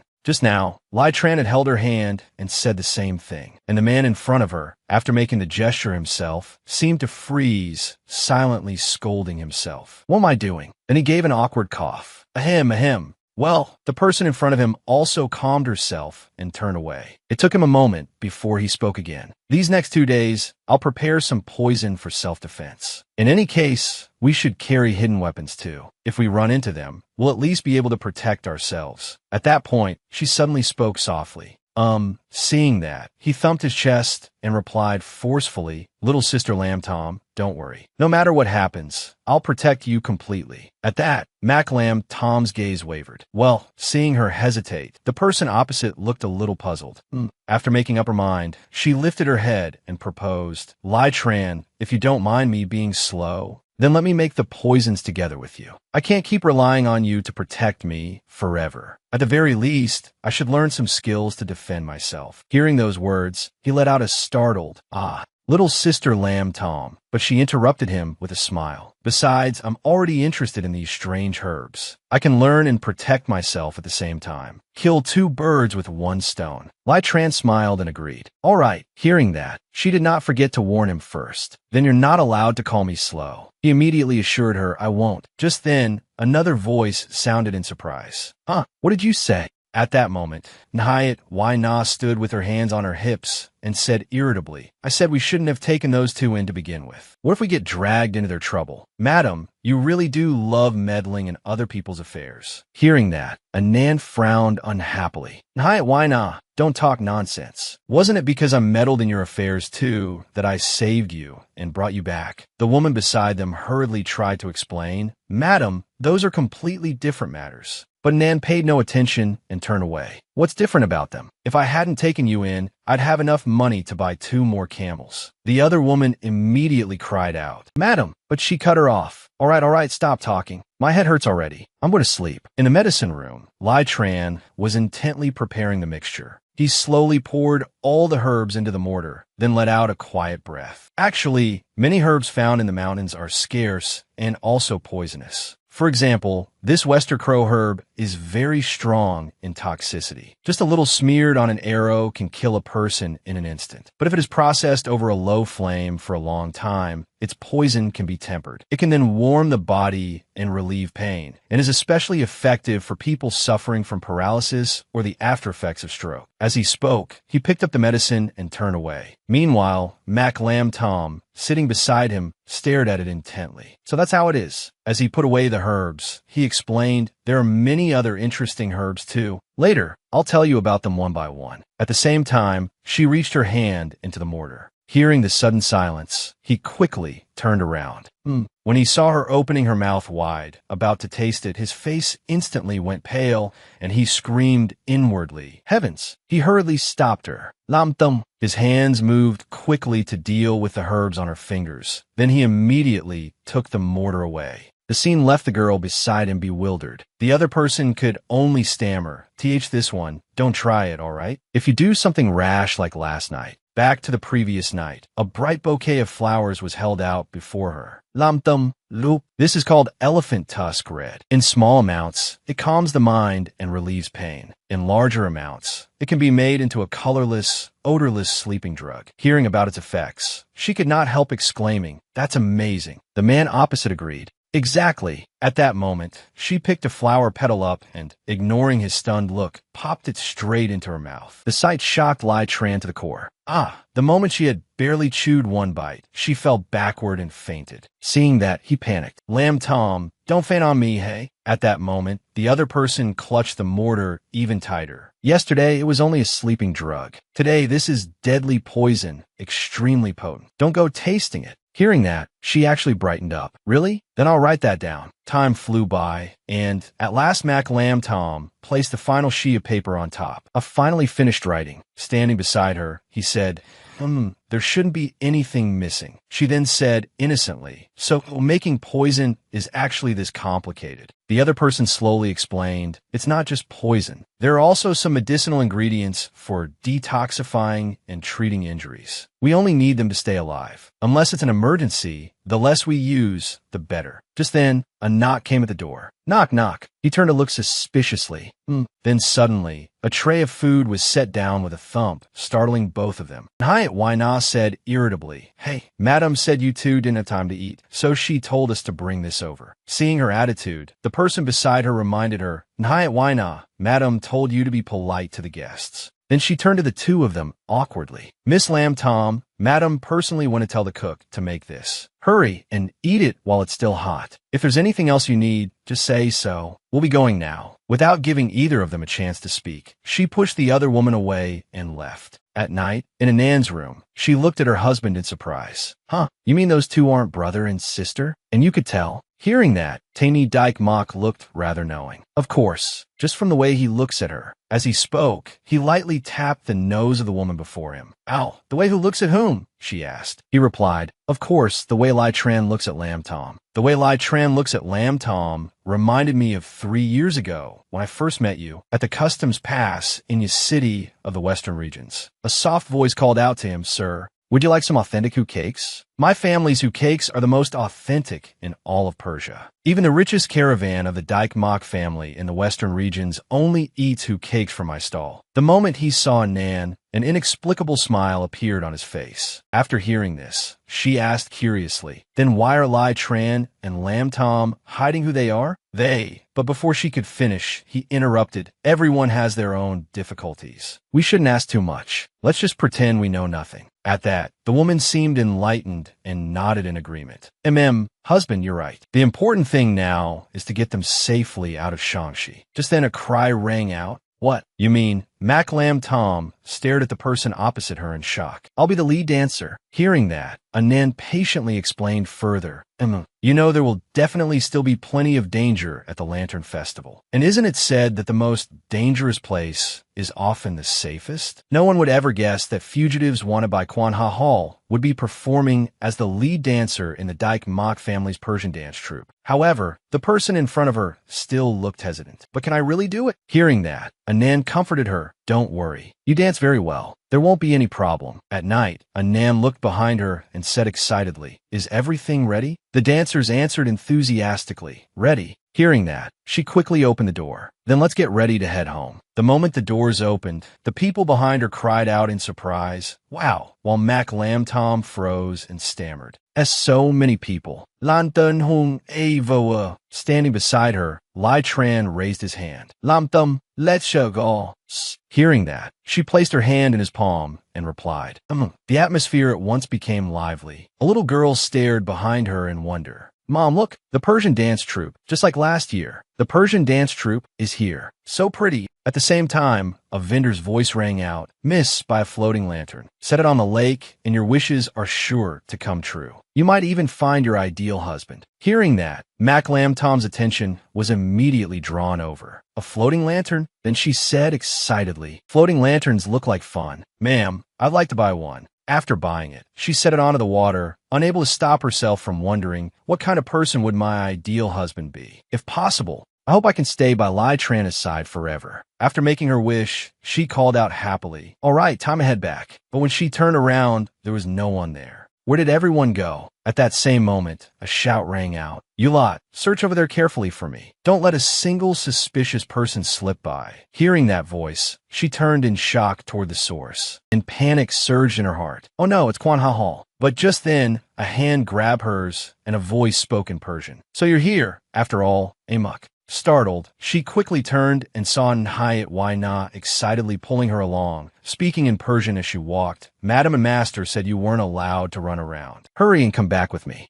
Once they had gone far enough, Mac Lamb Tom said joyfully, Nhayat Waina, thank you for saving me. But the other woman still put on an arrogant air. I wasn't trying to save you. I just happened to run into you. Who told you to run around everywhere? What nuisance. On the other side, Anan quickly said, everyone's already getting into the carriage. Let's hurry and reach Siu Dong City before dawn. Inside the carriage, Mac Lamb Tom dozed off, tilting over onto Lai Tran's shoulder. The action took him by surprise, but then an unconscious, gentle smile appeared on his face. He wrapped an arm around her shoulders. At the same time, the people opposite also noticed. Taini Dyke Mock, with his wife resting her head on his lap, only smiled at the sight and said nothing. Then Taini Dyke Mock looked at the person opposite and said slowly, no need to be so polite. Although we've already left Kim City, it's hard to avoid Quan Ha Hall's spies and watchful eyes. Changing clothes will make your movements less obvious. At the same time, a hand gently lifted the curtain and Anan's excited voice rang out, come, come, come. Look at how our Lamb Tom looks in this outfit. As she spoke, she pulled Mac Lamb Tom forward. Seeing the scene, Lai Tran did not hold back his praise. Wow, Lam Tom, you look beautiful. Hearing those words, Anan suddenly pushed the person beside her toward him. Oh my, Mac Lam Tom panik, but anyan oli lauget bozali. What a perfect match. A golden boy and jade girl, huh? After a moment, Taini Dyke Mock finally spoke. Once we pass through Siu Dong City, we'll be heading toward the Kingdom of Lulan in the western regions. Do the two of you have any plans? When asked, Lai Tran fell silent for a moment before replying, originally, we intended to go to Han. But before that, we still need to go to Mount Tung Tu in Tran Nam to confirm a few things. Hearing this, the person in front of him looked a little puzzled. Mount Tung Tu? If you two go to Mount Tung Tu now, I'm afraid that won't be very safe. He raised his head and asked softly, HM, what would be unsafe about it? Taini Dyke Mock then added quietly, I've heard that Tran Nam is Luke family's territory, especially the Mount Tung Tu area. Suddenly, the person beside him asked blankly, Luke family? Which Luke family? Ah, the Luke family in Tran Nam. That's right, Lai Tran, Lam Tom, the two of you must be careful. This Luke family is very closely connected to Quan Ha Hall. Hearing this, he became even more suspicious. What? Seeing the expression on the other person's face, he lightly tapped his wife's head in warning. Don't talk nonsense. This is just a rumor in merchant circles. Then he turned to Lai Tran and explained further. But Anan hugged her head and cried out indignantly, but that's how it is. I heard Quan Ha Hall is actually backed by the Luke family. That's not even a rumor anymore. After those bastards from Quan Ha Hall robbed the caravan, they even arrogantly said that if we had the guts, we should go to the Luke family for revenge. The two people in front of them fell silent, but his hand had already clenched into a fist as he thought. Why? How's Quan Ha Hall connected to the Luke family? Big brother, what exactly is going on here? Seeing that he couldn't stop his wife, the man slowly changed the subject. In any case, if you two insist on going, then you must be careful. The woman beside him hurriedly chimed in. That's right, that's right. Be sure to stay safe. After hearing that, he nodded firmly. We definitely will be careful. But outside, a masked figure was secretly eavesdropping. Afterward, he hurried away. Outside the city, Taini Dyke Mock said, "It's time for us to part ways here." The person behind them was already teary-eyed. "You two must take care." Seeing this, he said, "Take care. Thank you both for looking after us these past few days." When Anan heard that, she cried even harder. "Wah, Lam Tom, Lai Tran, you have to come find me at 34, okay?" Mac Lam Tom's tears rolled down as she answered, definitely." As the caravan departed, she looked after their fading figures and said softly, "They're really such kind people. These past few days were dangerous, but they were also very happy. Now that we're suddenly leaving, I really can't bear it." Hearing that, the person beside her answered calmly, "There is no feast under heaven that doesn't end. If we're fated, we'll meet again." Suddenly, a voice called out from behind, "Lai Tran." The sound seemed to pull his soul back. He turned to look, and she asked softly, "Do you think one day we'll part like this too?"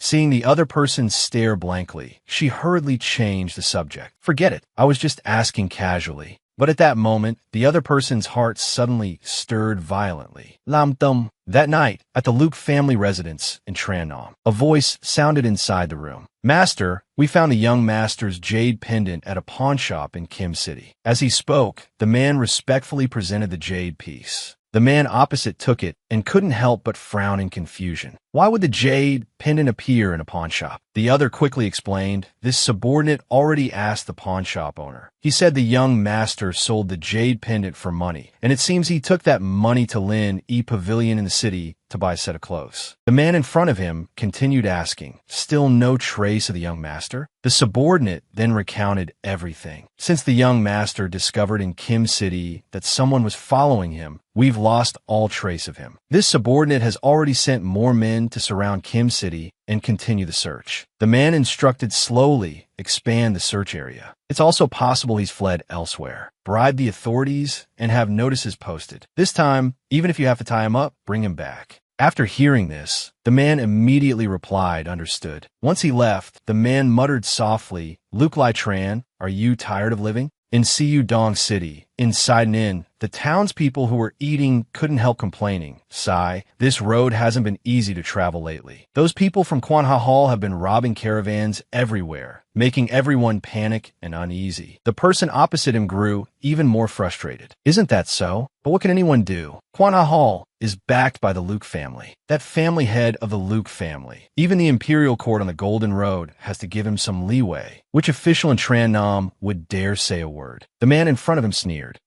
They've done so many wicked things. Heaven is watching. If you ask me, sooner or later the Luke family will get what's coming to them. At the same time, Lai Tran sat in a corner, hearing every word. Inwardly, he thought, big brother, what kind of person are you really? The Luke family where I grew up, those kind people. What is really going on? Outside, the sky was bright and clear. Mac Lam Tom asked blankly, so are we setting out right away now? Hearing this, he nodded and answered, Although Siu Dong City is a frontier city, it's also the largest city along the border. The longer we stay here, the more likely it is that Quan Ha Hall's people will find us. Their agents may already be inside the city. Outside the city, he stood beside the carriage and urged, then let's get going. The carriage slowly began to move, the sound of wheels clattering steadily. And suddenly a shout rang out. Stop! Quan Ha Hall's people had appeared. Follow the carriage ahead. Once it leaves the city, make your move. Don't leave anyone inside alive. At that same moment, a hand lifted the carriage curtain. Sitting inside, Lai Tran frowned and said, just as expected. Mac Lam Tom, sitting beside him, was startled. We've been targeted. But how did you know someone was following us? Didn't young Master Taini just confirm earlier that no one was tailing us? As he lowered his hand, he said slowly, Quan Ha Hall's people are all concentrated in Tran Nam. Logically speaking, they shouldn't still have failed to search this far by now. So I thought there were only two possibilities. 1, they gave up looking for us. 2, they've already found us, but to avoid alarming us, they chose to strike in secret. We need to leave this place quickly too. Lam Tom, let's take the mountain path over here. Inside the quiet forest, the sound of exhausted panting could be heard. Huff, huff. He kept grumbling. So tired, I'm dying here. But the person beside him looked around seriously. Is there really a path here? We haven't gotten lost, have we? Hearing her doubt, he explained, there's a shortcut here leading to Mount Tung 2. The road is a little rough, but it's much closer than the main road, and safer too. Suddenly, the person in front of him asked, Tran, how do you know this road? Faced with the question, his face suddenly paled. He thought to himself, I can't exactly say it's because I ran away from home as a child and found this road, can I? So he hurriedly made something up. When I was young, I sometimes followed my elders out and took shortcuts like this. Hearing that, she only murmured softly, I see. After continuing onward, the two of them arrived by a lakeside, and Mac Lam Tom scooped up some water to wash her face. At the same time, the person beside her took out a few steamed buns. Lam Tom, let's rest here for a bit. Taking the food, she answered softly, Tran sat beside her and asked worriedly, tired? Hold on a little longer. We've already covered quite a distance. At this pace, we'll be able to leave this forest in 3 more days. Hearing that, she smiled and replied, I'm not tired. It's okay. After hearing that answer, he couldn't help smiling too. Suddenly, voices sounded not far away. Search over here. Understood. The moment the voices ended, rustling noises rang out nonstop. He tensed up at once. Damn, sounds like someone is coming. At that moment, a figure pushed aside the leaves. Then a voice sounded. No one here. The man walked to the lakeside, looked around for a while, and said, There's no way forward on this side either. But then he suddenly fell silent in thought. Right then, another voice called out, Go check over there. Underwater, the two of them watched carefully. Covering her mouth, she thought with difficulty, no, I can't hold it any longer. Bubbles escaped from her mouth and floated to the surface. The sound immediately drew that subordinate's attention. Then suddenly, 2 hands pulled her close. He pressed a kiss to the other person's lips to pass her air, but the action made her freeze completely. The man above turned his head back, eyes full of suspicion. But when he saw nothing unusual, an urging voice rang out, Search carefully. Don't miss a single corner. Meanwhile, underwater, Mac Lam Tom's eyes were wide with shock. Even so, the person before her remained focused on giving her air. The moment the kiss ended, she nearly choked on the water. She hurriedly pushed Tran away. It took her a while before she calmed down again. Seeing this, he grabbed her hand, ignoring her stunned expression behind him. The two of them slowly swam up to the surface. Phew! Their breathing was rapid now. Behind her, he grumbled, I almost suffocated to death. Hearing that, she only reminded him, Look around. The other person silently examined their surroundings carefully. Once they were sure it was safe, he said helplessly, They've probably all left. There's no movement around us anymore. Be careful, the rocks are slippery. They came from the southeast, so for now they won't search places they've already checked. We just need to go in the direction they've already swept through. At this, the other person said eagerly, while the person in front of him only flushed red and hurriedly walked past him. Then let's go. But suddenly she stopped and turned back to look at him. About that, the person in front of her blinked blankly. At the same time, her face turned scarlet, and she stammered, just now. Even though it was an emergency, and there was no other choice, ever since I was little my wet nurse told me. But before she could finish, she suddenly got angry, shoved him, and shouted, Anyway, you are absolutely not allowed to tell anyone what happened just now. After saying that, she turned around and left in embarrassment. Hurry up. At the same time, the other person foolishly touched his lips, warmth secretly rising in his heart. Silly girl. After traveling through the forest for some time, the two of them finally arrived at a town. Tran said tiredly, Phew, we've finally reached a place with people. Suddenly, a growling sound rang out. Her face reddened in embarrassment as she said,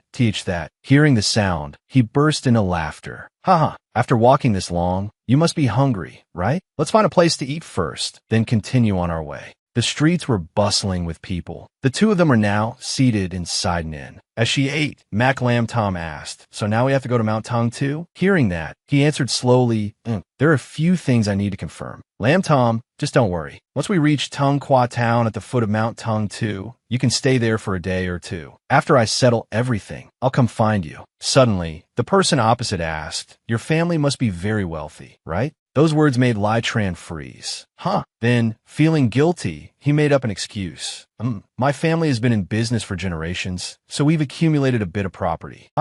It's nothing worth talking about. Better tell me about yourself. Ho ding dis, mak lam tâm luk bơ lang li. Me? Seeing that, he asked, You're the Luke family's adopted daughter. Have you really never met the head of the Luke family? She slowly shook her head. Never. I grew up in Fong City. My wet nurse said the residents in Fong City was a temporary estate where Madame Luke once stayed. Later, Madame Luke returned to the main residence, and only a few servants remained behind to keep this side estate in order. Hearing this, the person opposite was shocked to the core. Huh, my mother. Then he asked again, so have you met Madame Luke? The person in front of him replied while chewing, never, but I heard from my wet nurse that Madame Luke carried me back from the lakeside. At that moment, his face turned pale. Huh. Outside, the sky was bright and clear. At the same time, in a room, a figure sat by the tea table, lost in thought. Tyrant stammered, you said my mother. Holding these, maklamtam bolinket bolangli. Huh. Realizing he had misspoken, he cursed himself inwardly. What did I just say? Then he hurriedly tried to cover it up. No, that's not what I meant. I wanted to ask whether your wet nurse said Madam Luke carried you home. Hearing the question, she quickly said,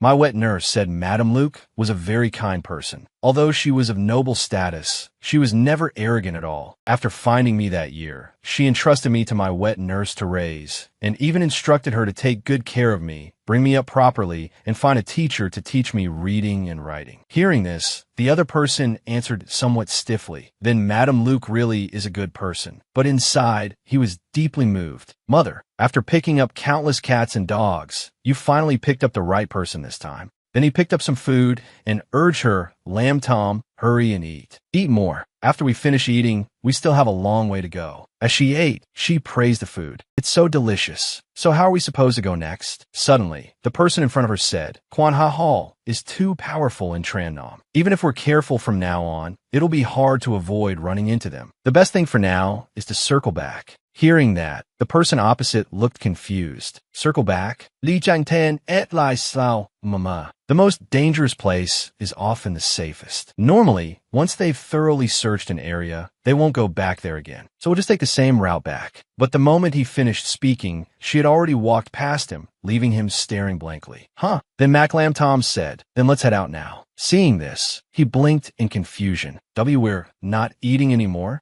Inside the forest, rustling sounds rang out. Suddenly, he called excitedly, Lamb Tom, come look at this. I found something really interesting. As he spoke, he pushed aside the branches, while the person behind him looked blankly. Huh? He held out a cluster of flowers. Do you know what kind of plant this is? At first glance, it looks like honeysuckle, but in fact, before he could finish, the person in front of him cut him off. In fact, this is heartbreak grass. Hearing that, he looked surprised. Huh, you know this too? She then explained slowly, The Compendium of 100 Herbs mentions this plant. People often mistake it for honeysuckle and die after eating it. In fact, it's an extremely poisonous plant. The book says every part of it is highly toxic, especially the roots. I've only seen it in books before. This is the first time I've seen it in real life. Hearing this, the person beside her smiled and added, Most medicinal herbs have two sides. In the hands of evil people, this becomes a lethal poison that kills. But physicians have discovered that heartbreak grass is extremely effective at relieving pain. Something this rare and useful should be kept just in case. As he spoke, he tucked it into his sleeve. In Thuong, Key Town,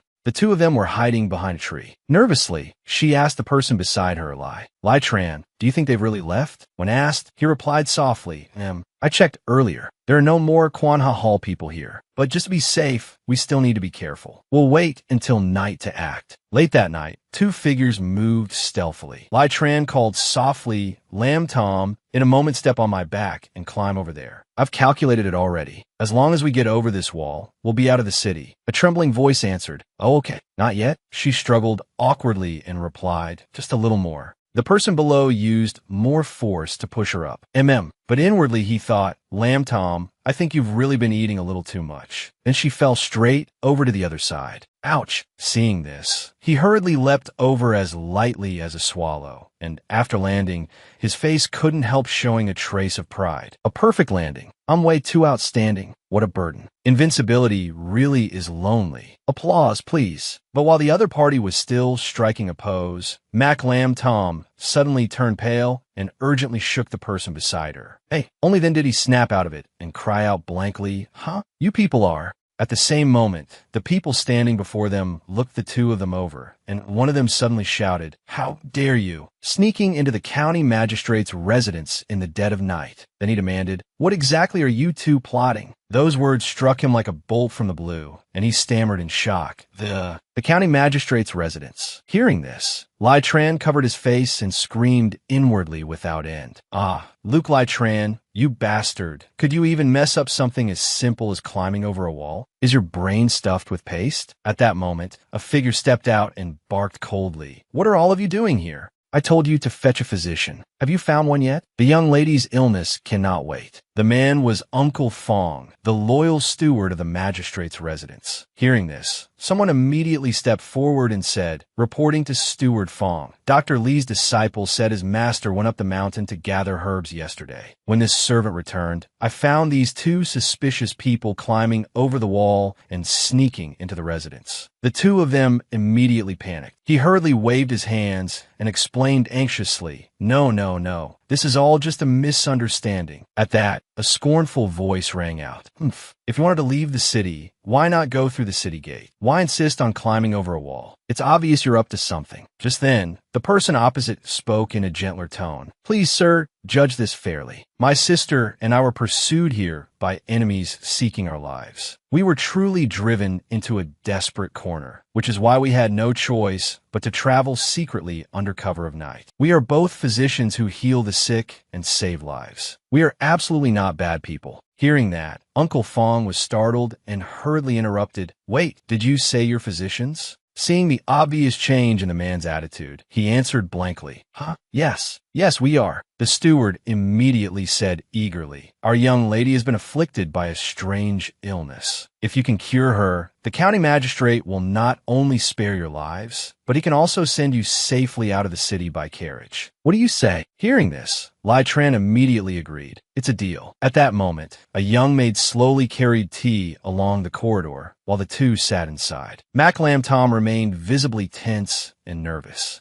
Suddenly, the person beside her spoke to reassure her. "Lam Tom, don't be afraid. Nothing will happen." Just then a voice cut in, "Master, these are the two who said they are confident they can cure the young lady." Uncle Fong bowed and reported to the man before him. The man in official robes spoke. "I heard you are physicians." Hearing this, he stepped forward and bowed respectfully. "We would not dare call ourselves great physicians, but this humble one has studied medicine since childhood and knows rather more than most about rare poisons and strange illnesses. I heard the young lady is suffering from an unusual ailment that has resisted treatment for a long time, so I boldly asked permission to treat her." After hearing this, the other party slowly said, "If you can cure my daughter, I will certainly prepare a generous reward." The man before him merely smiled in reply. "Many thanks, sir, for your trust. Could you take us to see the young lady's condition? Her illness is worsening by the day and cannot be delayed. We need to examine her as soon as possible so we can prescribe the proper medicine." The county magistrate hurriedly said, "Please follow me this way." Inside the room, a beautiful young woman lay unconscious on the bed. He looked at his daughter and explained softly, "My daughter has suffered from this strange illness for more than 3 months. It began with tightness in the chest and shortness of breath, and her complexion was poor. Later, only grew more critical, and she has been unconscious for the past 3 days." As he spoke, he could not help sighing. The gaze of the person beside him also turned serious. Then he said, "Forgive my offense," and quickly took her pulse. But the moment he examined her, Tran's eyes suddenly shifted. Strange. After a while, he finally asked, "Has the young lady's condition improved at all in the last few days?" Her close maid, Xiao Chui, hurriedly added, "Yesterday morning Steward Fong came to see her, and afterward Miss did seem a little better. Her breathing also became much steadier. But by nightfall, for some reason, she suddenly developed a high fever, and it still hasn't shown any signs of subsiding." After hearing this, his expression turned troubled, and he murmured softly, "There are actually 2 kinds of poison in her body, restraining and countering each other. How strange." Hearing that, the county magistrate immediately shouted, "Bring pen and ink at once." At this moment, he focused intently on writing out the prescription, then suddenly called in a low voice, "Lamb Tom." The person beside him looked blank. He handed her the paper and carefully instructed her, "Go with the maid and fetch these herbs for me." Then he leaned in close and whispered, "Remember this. When getting the medicine, absolutely do not let any decoction pass through anyone else's hands. You must personally bring it back yourself. Only then will it be safe." Hearing this, Mac Lam Tam gave a slight start and replied softly, Leave it to me. No problem." Only after receiving her answer did he continue, "Miss Xiao Chui, the herbs in this prescription are rather complicated. I'd better go with you to fetch them, so there won't be any mistakes." At that moment, a bowl of medicine was set down on the table. Mac Lam Tom looked at the magistrate and said, "Lord Zhang, after the young lady takes the medicine, she should wake before long." Upon hearing this, he burst into tears. "Thank you all so very much. But what exactly is this strange illness my daughter has? Please explain it clearly to this old man." Standing beside him, Lai Tran finally spoke. "It's a long and complicated story, and this is not a convenient place to explain it. Please, Magistrate Zhang, let us move somewhere quieter, and we will explain in more detail." Hearing this, the other party hurriedly answered, "Yes, yes, yes. Please come with me to the main hall. Xiao Chui, quickly have someone prepare hot tea." Inside the main hall, his face turned grim as he said, "Forgive me for speaking bluntly, but the young lady does not have a strange illness. She has been poisoned with a rare and dangerous toxin." Hearing these words, the magistrate frowned deeply. "What did you say? Poison?" The man before him slowly explained. "The young lady was poisoned with something called yikao. This poison is colorless and tasteless. If taken in too large a dose, it will quickly cause a person's internal organs to fail, leading to death. The strange thing is that this poison was added to the young lady's food repeatedly in small amounts. Because she consumed poisoned food, her body grew weaker and weaker, and her complexion became abnormal. Yet one meal alone would not put her life in immediate danger. The one who poisoned her did not seem to be in a hurry to take her life." After hearing this, the county magistrate slammed the table and shouted, "Men, bring me all the servants responsible for the young lady's 3 daily meals at once." Only then did Lai Tran continue. "When I took the young lady's pulse today,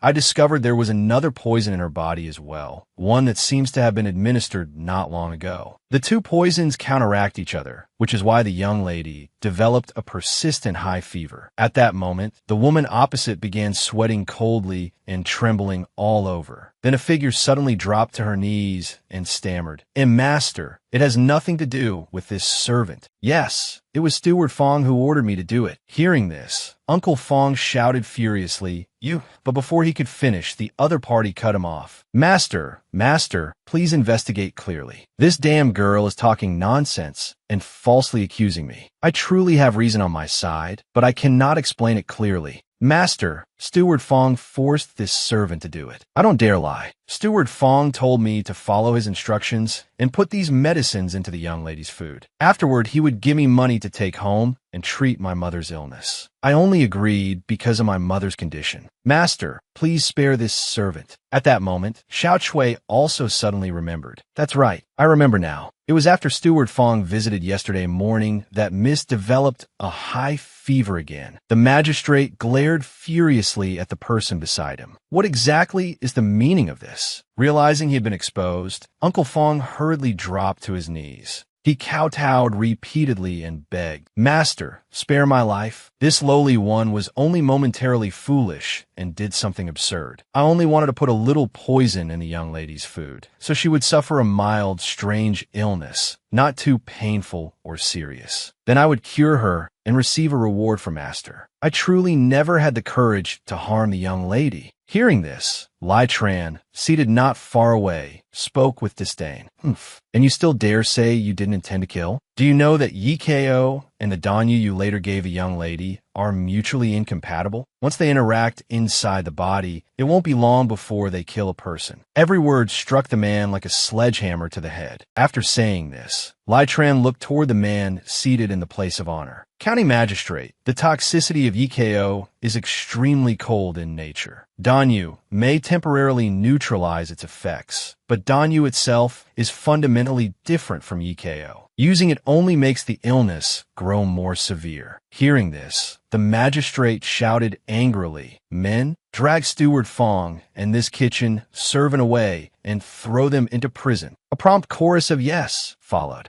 The two of them immediately began pleading nonstop. "Master, spare my life. This servant truly was only momentarily foolish. Master, it was all the idea of Home Master Huang of Chuana Hall. He gave it to me. My lord, please investigate clearly, my lord." After hearing these words, the magistrate's expression turned grave. Chuana Hall again. On the surface, they appear friendly with the authorities, yet behind the scenes they commit every kind of evil and outrage. "I truly must thank you all for saving my daughter's life. Might I know the names of my benefactors?" Hearing this, the man before him slowly introduced himself. "There is no need for such courtesy, County Magistrate. My name is Lai Tran, and this is my younger sister, Lam Tum." At this, the magistrate spoke respectfully. "Young Master Lai Tran, Miss Lam Tom, I truly have nothing with which to repay the life-saving grace you have shown my daughter. Would you be willing to remain at my residence for a few more days, so that I may properly host a banquet in your honor?" Hearing this, he accepted the offer. "Then we shall trouble the county magistrate." Suddenly, urgent cries rang out from outside. "Master! Master! The young lady has awakened." A maid rushed in with the news. Inside the boudoir, Zhang Yunzi sat up on the bed, looking bewildered. At that moment, a figure rushed in, face full of tears. "Wu, my daughter." Hearing the voice, she looked over blankly. "Father!" The magistrate threw himself forward and embraced her. "My dear daughter, you frightened your father half to death. If anything had happened to you, how could I face your mother in the underworld?" After a tearful reunion, he regained his composure and said, "Come, come, let young Master Lai Tran take your pulse again." Hearing that unfamiliar name, she looked a little confused. "Li Jiang, was it you who saved me?" The man opposite replied, "It was only a small effort, nothing worth mentioning. If there is anywhere Miss still feels unwell, please tell me clearly." Suddenly she cried out, "It's you." Then she grabbed him and pulled him toward her with force. "Father, Lai Tran is my savior. I have no way to repay him, so I can only repay him with my body." Hearing those words, Lai Tran was utterly dumbfounded. "What?" The county magistrate, standing nearby, looked at his daughter excitedly. "Zier, do you mean you've taken a liking to young Master Lai Tran? Oh my, this truly is a wondrous fate. My daughter is 17 this year and has reached marriageable age. May I ask how old young Master Lai Tran is? If the two of you are well matched, then this would truly be a heaven-sent union." Finding himself cornered, he stammered awkwardly, "Well, this." Then his eyes suddenly landed on the person beside him, and he blurted out, "County Magistrate, please don't be angry. There is actually something else Lai Tran wishes to tell you." He quickly grabbed Mac Lam Tom by the shoulders. Actually, Lam Tom and I were married a year ago. We are not brother and sister." Hearing this, even the person dragged into the matter was stunned. Her eyes widened, and her face flushed red with embarrassment. "Mary," but when she turned to look at the person beside her, he was winking frantically at her. After a moment, he slowly made up an excuse. "This time, because we accidentally made enemies, we had no choice but to conceal our identities and relationship. We hope your excellency will not blame us. At the time, it truly was an act of necessity." After hearing this, Zhang Yunzi fell silent for a moment. "Oh, so the two of you are husband and wife. No wonder you were so close." The man opposite said with confidence, "Lam Tom and I are already properly married. Given Mrs. current status, for her to marry me would truly be too much of a slight to her." Hearing this, she only laughed and replied, It's all right. Fated to meet, but not fated to be together." Ha! Then she turned back into the role of a frail young daughter before the magistrate. "Father, since young Master Lai Tran already has someone in his heart, your daughter truly cannot bear to interfere and steal away such affection. But having to miss out on young Master Lai Tran like this, I'm afraid I'll be heartbroken for some time. During this period, please do not arrange any more matches for me." Hearing his daughter say this, he hurriedly agreed. All right. Just focus on recovering. We can discuss that later." The next day, while the two of them were eating, the man opposite suddenly spoke. "In truth, this old man had long known that the enemy the two of you are trying to avoid is Chuana Hall." The two across from him immediately grew tense, but the magistrate only continued calmly, "Please rest assured, my two benefactors. I have already strictly ordered the household servants to keep your secret. In these past years, most of those hunted down by Chuana Hall have been righteous people who offended them. I believe the two of you are not bad people. It's just that the city is under tight watch at present. If I make too much of a show in preparing for your departure, it will surely attract Chiwana Hall's attention. So I ask that you remain in my residence for a few more days. I will certainly see you safely out of the city. Hearing this, Lai Tran immediately saluted. Then we will rely on the county magistrate. Hearing this, the magistrate smiled and replied, Benefactor, there is no need for such courtesy. Oh, after your meal, have Jinshin show you around the rear garden. The magnolias and peonies in bloom, they're especially beautiful right now.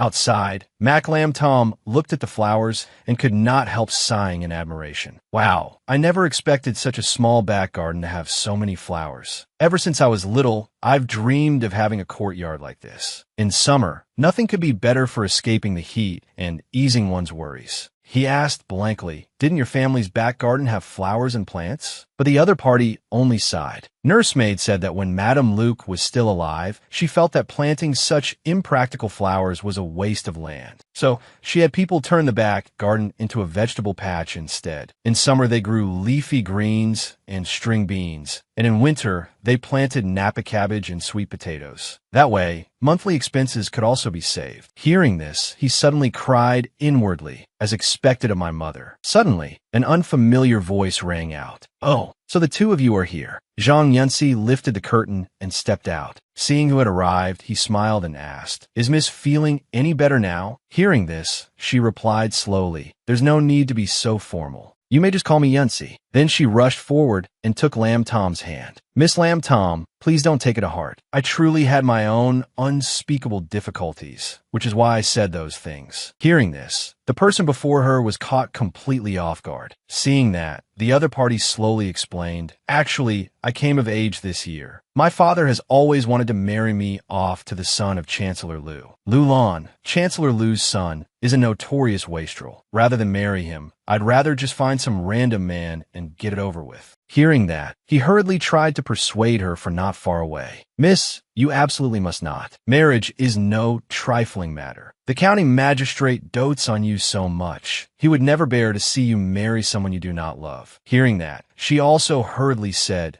You definitely have to marry someone you truly love. Hearing those words, Zhang Yunsi smiled and replied, After seeing how loving you two are as husband and wife, I made up my mind that I too must marry the person I love. At that, the two suddenly blushed and looked at each other. That night, Lai Tran stared in shock and stammered, What? What is going on here? There was only one bed in front of them. Standing beside him, Mac Lam Tom also blushed. Only one bed. Magistrate Zhang must have assumed we were husband and wife, so he only prepared one room. Hearing this, Lai Tran awkwardly suggested, How about I sleep on the floor? At those words, the person beside him unconsciously clenched her hands into fists and snapped. Forget it. Why you have to promise me you won't have any improper thoughts about me, and you mustn't come too close. We absolutely have to sleep back to back. And this, absolutely, must not be told to anyone. By then, the lamp had been extinguished. The two lay on the same bed, the air thick with embarrassment. The pounding of their hearts rang endlessly in their chests. So this was what it felt like. Lai Tran lay there tossing and turning, trying to hold back his laughter. TSK. He thought to himself that with how stirred up he was, how could he possibly sleep? But every tiny sound reached the ears of the person behind him. Mac Lam Tom said angrily, If you laugh again,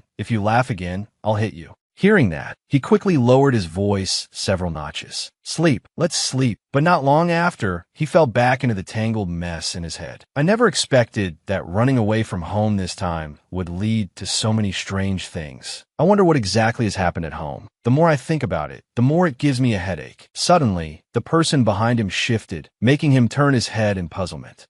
But the moment he sat up, the person beside him rolled over. Seeing that, he softly asked, Are you cold? Then he lay down and wrapped her tightly in his arms. Early the next morning, birds chirped brightly outside. Still half asleep, she murmured, so heavy. After saying that, she opened her eyes, only to be met head-on by the other person's sleeping face, practically drooling. That sight left him stunned, while the person beside him was in disarray, her clothes rumpled. Then, her earth-shaking scream rang through the room, followed by flustered cries. "Ow, hey." In the dining room, the county magistrate looked at him thoughtfully. "Young Master Lytran, your face." But before he could finish speaking, the person opposite lifted his head.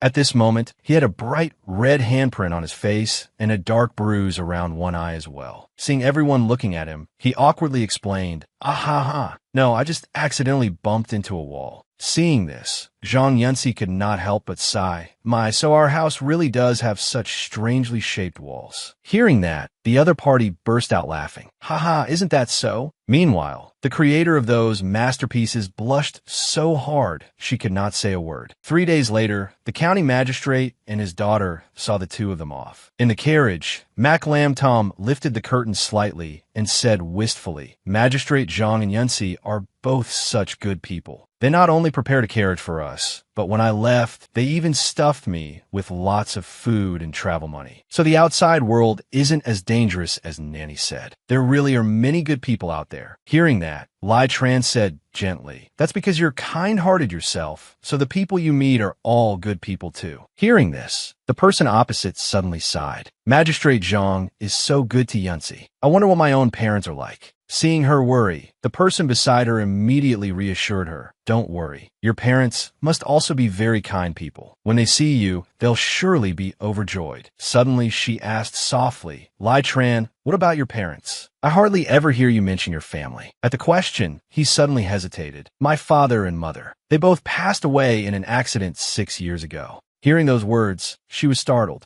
The other party slowly continued. "At the time, the household was overwhelmed with business. My father and mother went out to handle some affairs, but on their way home, they ran into bandits. They both. After my parents died, I was raised by my elder brother. All the family's business matters were also handed over to him." Hearing this, she asked in confusion, "You have an elder brother too?" The person before her explained, "My elder brother is 10 years older than me. He isn't someone who smiles or jokes much. After our parents passed away, he became even more mature and reserved. A man not yet 30, yet he often broods like someone in his 40s or 50s. Hearing that, she asked somewhat curiously, "Is your relationship with your elder brother not good?" At this, Lai Tran gave a bitter smile. "My elder brother and I do not share the same mother. He was born to my father's concubine. When I was little, while my parents were busy with business, he was always the one who kept me company. But the older we grew, the more distant he became from me. After our parents died, he grew stricter and harder to understand with every passing day." Suddenly, the neighing of horses drew both their attention. At that moment, the person inside lifted the curtain and softly asked, "Why have we stopped?" The coachman explained, "Young master, there's an old beggar blocking the road ahead." Mac Lam Tom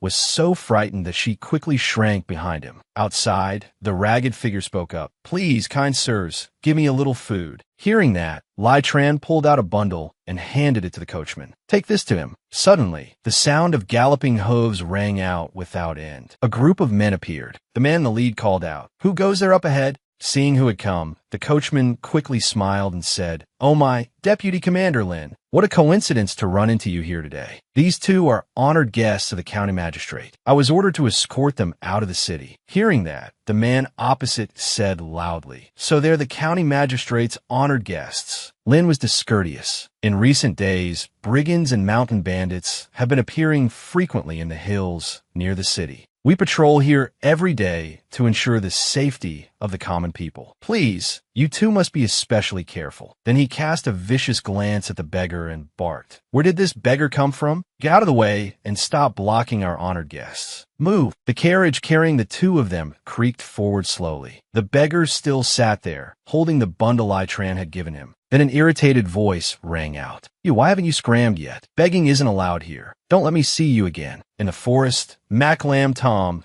gazed at the flickering scenery outside, when suddenly the person behind her spoke in a low voice. "Something's wrong." Hearing that, she turned in confusion. He looked at the person beside him and said clearly, word by word, "Lam Tom, don't you think this is strange?" Hearing that, she looked a bit blank. "Strange?" He slowly began to analyze it. How long have we been out of the city? Hearing that, she looked outside and estimated by the sun that it had been nearly 2 hours. At this, cold sweat broke out on his face. We are already 30 li away from Shangxi town, and there are no other towns nearby. On such a desolate mountain path, where only patrol troops and the occasional merchant caravan pass by. Why would a beggar appear here? Hearing this, she was shocked. You mean? He cut intensely. I think there was something wrong with that old beggar. And on top of that, our whole journey has gone far too smoothly. It all feels very strange. After hearing this, the person beside him panicked. Then what should we do? At that moment, the person behind her took something out and said clearly, "These are medicinal powders I picked on a mountain last time. At last, they can finally be put to use. I have a plan. We can do this." Then he leaned close and whispered. That night, in Kamshuyan Prefecture, the coachman's voice made the air go still. The carriage came to a halt. He stood there looking at the two of them and said, "Honored guests, this servant can only escort you this far. This place is already 400 li from Shangxi and long beyond the reach of Chuana Hall. Please take care of yourselves." Hearing that, Lai Tran said solemnly, "You have worked hard. Please convey to the county magistrate that Lai Tran is deeply grateful for his life-saving kindness." The other party replied, "This servant will certainly pass on the message." "Ah, yes. The county magistrate also told me to remind you of something." Then he nervously looked left and right before lowering his voice to continue. Though Kamshuyan is far from Shangxi, it is still hard to avoid the spies and informants of Chuana Hall. You too must be extremely careful and avoid putting yourselves in danger. After hearing the warning, he answered firmly, "Thank you for the reminder." With that, the other party climbed back into the carriage and left. The two stood there watching the coachman depart. Then he suddenly said, "Lam Tom, I think we'd better not stay at an inn." Standing beside him, she asked in puzzlement, "Oh, we're not spending the night at an inn?" Hearing that, the person before her explained, "That beggar from earlier seemed a little strange, and in this city all sorts of people are mixed together. If we've already been targeted, staying here would be no different from inviting disaster. Once they know we're staying at this inn, they'll definitely make their move in the dead of night." As he spoke, he took the bundle from her hands. Hearing that, the person opposite asked uncertainly, "Then where do we?" But before she could finish, Lai Tran grabbed her hand and hurriedly pulled her away. "Follow me." That action left the person behind him blurting out in confusion, The night had grown late. In a ruined temple south of the city, the two now lay back to back on a crude straw bed. Suddenly, a noise sounded outside. A thin tube pierced through the door, and a stream of sleeping smoke was blown into the room. He was pretending to sleep when a shadow slowly stepped inside. Seeing this, the man in black calmly drew his sword. But suddenly, the other party opened his eyes, startling the intruder. At the same moment, Lai Tran hurriedly shouted, "Lam Tom, get behind me." Then she quickly threw the needles in her hand forward. Seeing that, the man cursed under his breath. Damn it! Suddenly, something sliced across his hand, leaving a long, bloody gash. Outside, moonlight poured down. Inside, the man in black collapsed to the ground. When he saw that the other party was completely unharmed and even standing there with hands on hips looking at him, he panted in frustration. Seeing this, Lai Tran said contemptuously, "Didn't expect that, did you? You've been hit by my specially made powder that disperses one's strength. For the next 6 hours, don't even dream of moving. Speak, did Chuana Hall send you?" But suddenly, the man grabbed his sword and lunged forward. "Go die." That sight made Lai Tran panic inwardly. This is bad. Could it be the dosage wasn't enough? At the same time, another scream rang out. Mac Lam Tom rushed up from behind the man in black, a stick in her hand. Thud! The other party was struck so hard that a lump rose on his head, and he toppled over unconscious. The scene left Lai Tran pale and speechless. After that, Mac Lam Tom looked at the assassin, the fear on her face growing clearer and clearer. "He dead? Is he dead?" Hearing that, Lai Tran also became flustered and quickly replied in a low voice, "Probably. He's just fainted." Receiving that vague answer, she fearfully threw herself into his arms and sobbed hard. "Woo-woo, Lai Tran, you scare me to death." After that, the two quickly tied up the man in black and threw him into a dark corner of the ruined temple. Then he looked at the person beside him and gently but seriously instructed, Lam Tom, it's already late. You should hurry and get some rest. I'll keep watch here. There's nothing to worry about. At this moment, he sat by the window, looking out at the quiet darkness. In the still silence, the bound man seemed to gradually regain consciousness as well.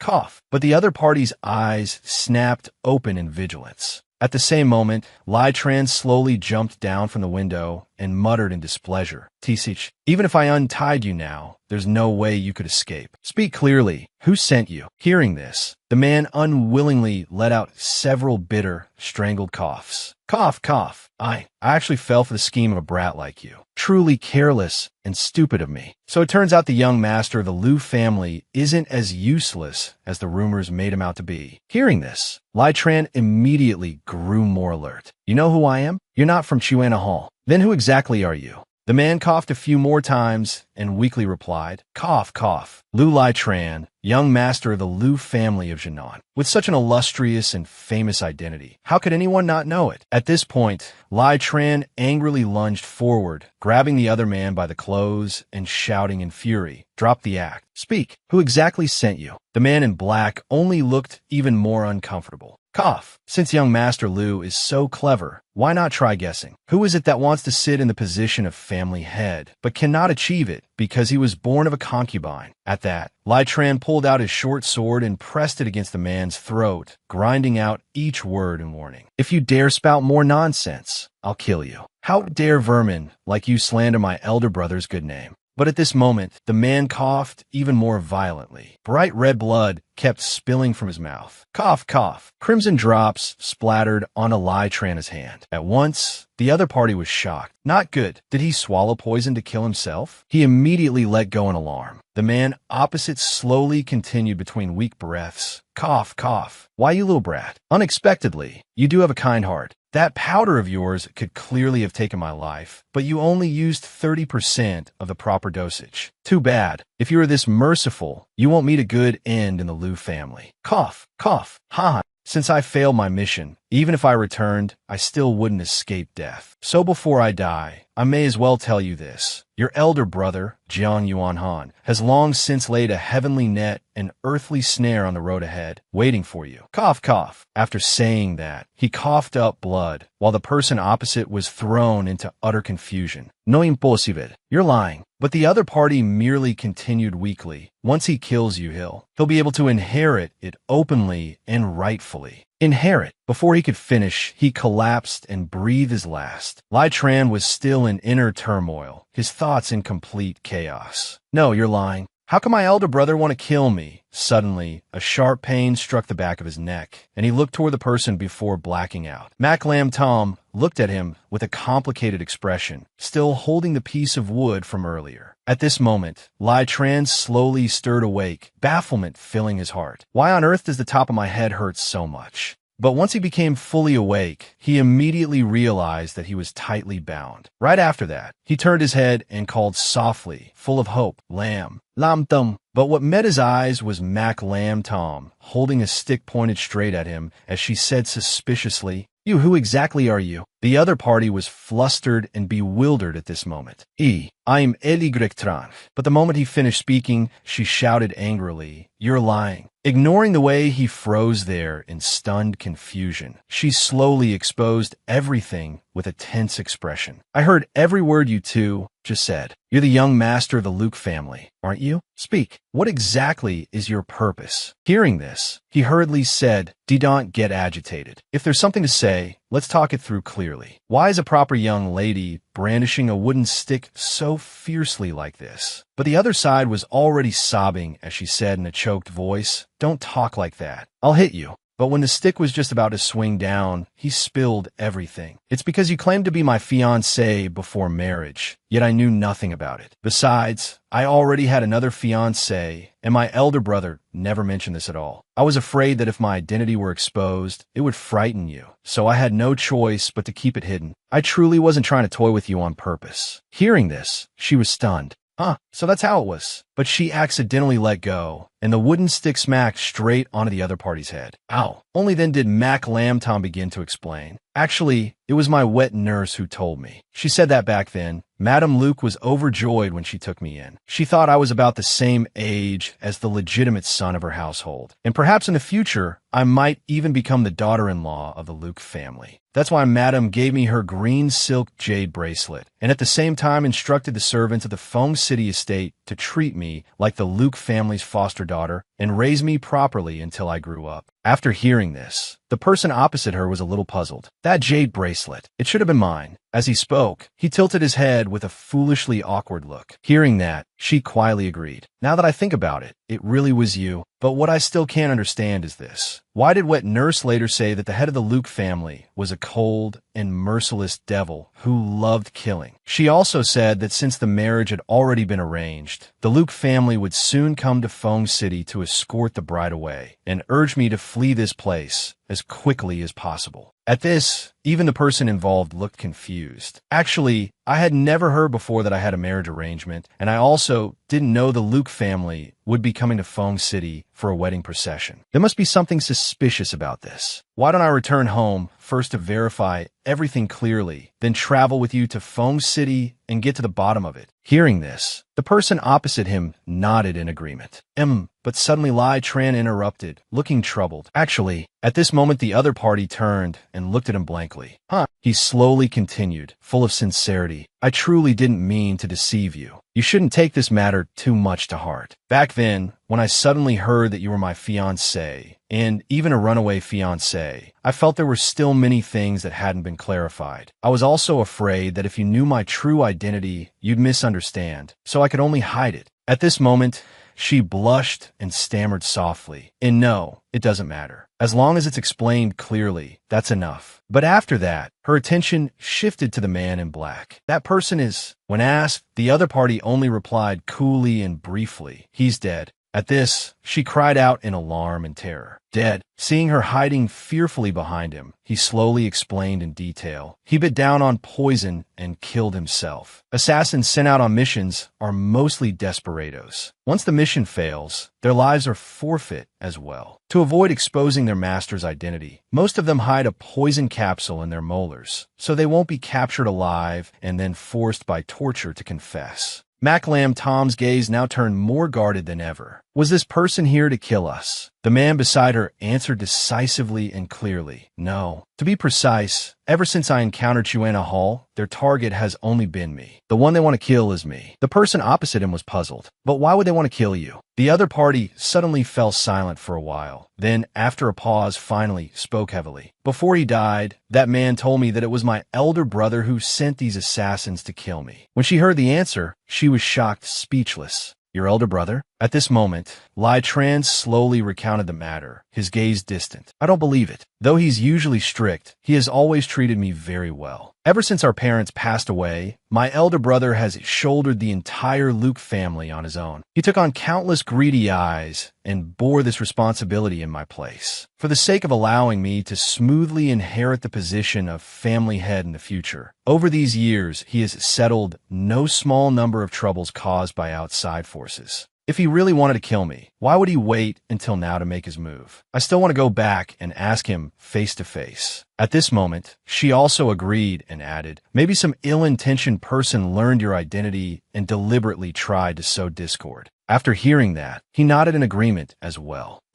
Everything will become clear once we return to the residence. Right now, we need to speed up. We'll set out at dawn tomorrow. I'll go bury this man first. The person beside him promptly said, I'll go with you. At this moment, in the forest, he was doing his utmost to drag the corpse of the man in black, while the person walking ahead had gone pale with fright. After struggling for a while, the two of them finally finished burying him. Looking at the completed grave, he said lightly in relief, it's done. Let's tidy up a little and hurry back. Suddenly, a strange noise sounded from behind them. The sound immediately drew her attention.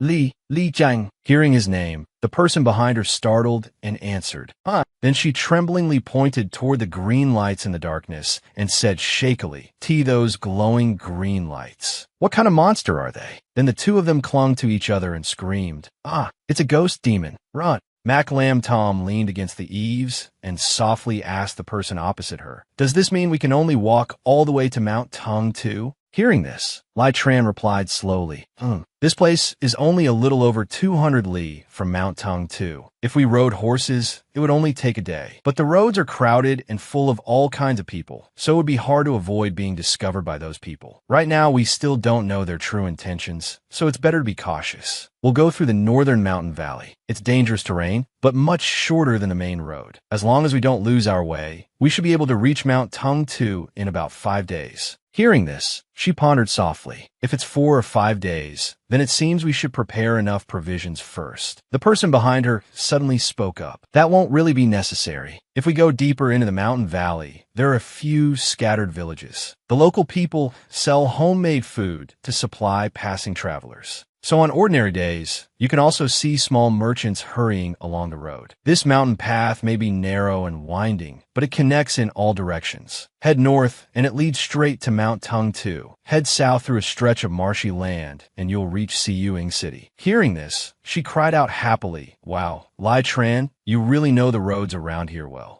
Receiving the praise, the other party laughed helplessly. "Really?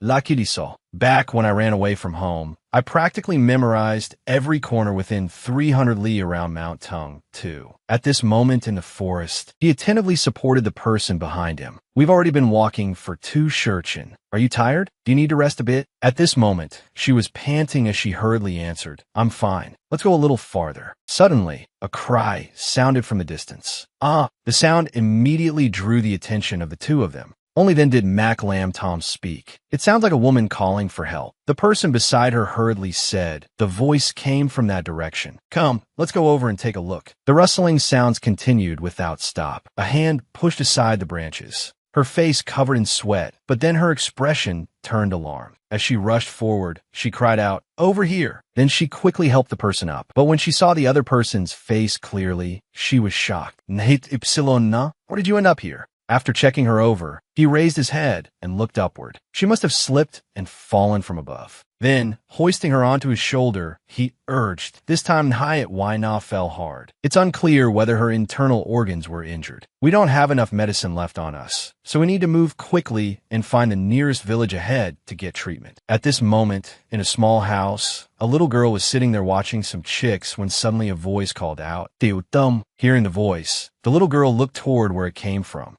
At the same time, Lai Tran walked while carrying the injured person and said to her, "We're almost there." At this moment, inside the house, a woman was busily at work when suddenly a voice called, "Mother, mother, we have guests." Hearing that, she hurried out and saw her daughter standing beside 2 people. Seeing this, he spoke. "My friend accidentally fell off a cliff and was injured. She needs treatment. May I ask, madam, is there a medical clinic nearby? Or if not, could you sell us some medicinal herbs?" Hearing this, the woman opposite him said, "Our village is tiny. Where do we get a clinic from? But on this mountain, there is a scholar who makes a living selling medicine. Whenever anyone here gets headaches or a fever, we all go to him for treatment. You could try going up the mountain to look for him." After hearing this, the other party replied, "Many thanks, madam. Sorry to trouble you." After a while, Mac Lam Tom peered inside with a searching gaze. Only after a moment did she step in. "Excuse me, is anyone here?" Hearing the voice, the person inside removed the book covering his face. Then he looked toward the doorway. Inside the room, after finishing taking the pulse, the other party slowly said, "She was only knocked unconscious from the impact. Since her bones aren't injured, it's not too serious. However, when I examined her, I found traces of cuts from a sharp sword on this young lady's body." Hearing this, he was startled. A sharp sword? The man before him then pulled up her sleeve. Seeing that, he looked alarmed. "We parted from this friend several days ago, then suddenly found her unconscious in the cave ahead. I'm afraid something must have happened on the road." Hearing this, the scholar fell into thought. There have always been bandits in these mountains over the past few years. Perhaps she encountered robbers and was injured. However, the 2 of you needn't worry. They're only superficial wounds. I've already applied medicine, so I think there shouldn't be anything further to worry about. Hearing this, he hurriedly thanked him. "Many thanks, doctor, for saving her life." The man smiled and said, "I dare not accept the title of doctor. I'm only a poor and humble scholar." I failed the examinations for many years, so to make a living I stayed here and took up gathering and selling herbs. You needn't be so polite. Just call me Tanwai. After one Shurchin, Nyat Waina gradually woke up as well. Seeing this, she cried out happily, Nyat Waina, you've finally woken up. The moment she saw the person in front of her, tears burst forth from the other woman's eyes. Lamtum, boo-hoo, lamtum. I thought I'd never see you again. You scare me to death. Boo-hoo-hoo. Hearing this, she too teared up and replied, Don't cry, don't cry. It's all right now. Here, drink some hot water. As she spoke, she poured water for the other woman. After taking a sip, the person opposite her began to explain, Half a day after leaving the city, we ran into Chuanha Hall's people. They had already set up an ambush on the road early on. Young Master was badly wounded while trying to save me and Madam. Quite a few of our accompanying guards died too. In the end, young Master and Madam. It was young Master who risked his life to hold them back and told me to hurry back to inform you. Young Master said that the two of you absolutely must not go up Mount Tung too. These words made her cover her mouth in shock. What? The person opposite her slowly continued. Those people from Chuanha Hall were most likely sent by the Luke family of Tran Nam. Their purpose was to take your lives. If you go to Mount Tung 2 now, it'll be no different from walking straight into a trap. At the same time, his face turned pale, and inwardly he thought, Elder brother. Then, anger rising, he clenched his fist and muttered, Elder brother. Suddenly, he hesitated before asking, Then, what about young Master Taini and Madam? At this moment, Nyat Waina said softly, Young Master and Madam, I'm afraid the chances are slim. At this point, irritation surged in his heart as he thought, Jiang Yuanhan, what exactly are you trying to do? At this moment, Tan Wai was outside brewing medicine. Mac Lam Tom looked at the person before her and said, The most important thing right now is still to recuperate properly. Madam and young Master Taini are blessed by fate. Once you're better, we'll go look for them together. I'm not badly injured. Once my wounds heal, I still have to return to Persia to report the news. Now that you know the danger of Mount Tung 2, my mission can be considered complete. Just then, a figure entered. Sorry to disturb you. The voice immediately drew Nyat Waina's attention. At this moment, he came in carrying a bowl of medicine. The young lady is awake. You should drink this while it's still hot. Suddenly, the other party's face flushed red as if she had eaten chili peppers. At this moment, Nyat Waina stared blankly at the man before her, secretly marveling in her heart. Heavens, this man. He's far too handsome. He's really too handsome. I knew it. I absolutely must marry him. My own young master is already very handsome, but this man is several times more delicate and refined. The atmosphere suddenly fell silent, and her gaze stayed fixed on Tan Wai. Sang dis, mak lamtam galet wadiden, nyet ina. But the person before her was still immersed in her chaotic thoughts. He's so beautiful, completely my type. I absolutely must bring him back to Persia and make him my husband. Then she suddenly snapped out of it and blushed. Ah, it's nothing. I'll drink the medicine. After that, she quickly drank the bowl of medicine he had just prepared. The moment she tasted a little, Nyat Waina frowned. Ugh, it's so bitter. Suddenly, a hand offered her a piece of candy. Here, eat this candy, and it won't taste bitter anymore. Seeing this, the other party's face flushed crimson in embarrassment. Tan Wai's voice rang out slowly. The young lady's chi and blood are weakened from her injuries, and she also fell from a height. Her 5 viscera all suffered slight damage. These wounds are not life-threatening, but if they aren't treated properly, I'm afraid they may leave behind chronic illness in the future. The girl sitting beside her also spoke up. That's right, Nyat Waina. Good medicine is naturally bitter. If you keep drinking it, you'll recover more quickly. Lai Tran also hurriedly added, That's right. Even though you're anxious to return and report the news, it's still better to recover from your injuries first before setting out. Hearing this, the person on the bed blushed and burst out from under the covers. Of course, I have to recover properly before going back. But before she could keep up that fierce momentum for long, she swayed and said in a tearful voice, Otherwise, in my current condition, I'd probably die on the road before even making it back to Persia. Hearing this, he looked somewhat puzzled. Judging by the strength you just used, young lady, your injuries seem almost healed already. At this, the person opposite felt a little dead inside. Oh, no totol. Didon, just look at how energetic I seem. Actually, cough, I'm badly injured. The atmosphere fell silent once more. Lai Tran was calmly packing up their luggage when Mac Lam Tom suddenly pushed open the door and walked in. As soon as he saw who had come, he immediately asked, "How is Nyat why na?" Hearing that, she replied, "She just took her medicine and has fallen asleep. Young Master Tan, why is watching over her right now. I've just heated up some steam buns. Eat them while they're hot." I already begged young Master Tan why to look after Nyat why na in my place. Young Master Tan Wai said that once Nyat Wai Na recovers a little more, he'll find a carriage to send her back to Persia. Shall we set out tomorrow morning? When asked, the other person's expression darkened slightly. We'll leave tomorrow morning. However, we probably can't go back to Mount Tungtu anymore. Hearing this, the person beside him was shocked. Not going? Why are we suddenly not going to Mount Tungtu anymore? At this point, he slowly began to explain. At first, I didn't believe a single word that black-clad assassin said. But everything I've seen and heard on the road has shown me that the Luke family may not be what I've always believed it to be. Eldest brother may very well have been secretly doing cruel and immoral things behind my back. At first, I didn't believe any of it. These people aren't related to me in any way, so perhaps they were only trying to stir up trouble on purpose. After hesitating for a moment, he continued, but even young Master Taini had why not risk her life to send us a warning, telling us to be careful of the Luke family. Young Master Taini and his wife are both kind people. The fact that they did everything they could to get Why Na back to warn us about the danger in the Luke family definitely wasn't some joke. At this moment, he stared blankly up at the ceiling, then suddenly turned to her. If I were alone, I wouldn't mind risking my life to go back and demand the truth. But I absolutely cannot let you be dragged into a prison. At that moment, Lai Tran said quietly, I absolutely cannot let you put yourself in danger. Hearing those words, Mac Lam Tom was inwardly startled. Then the other person softly added, acting rashly like this is far too dangerous.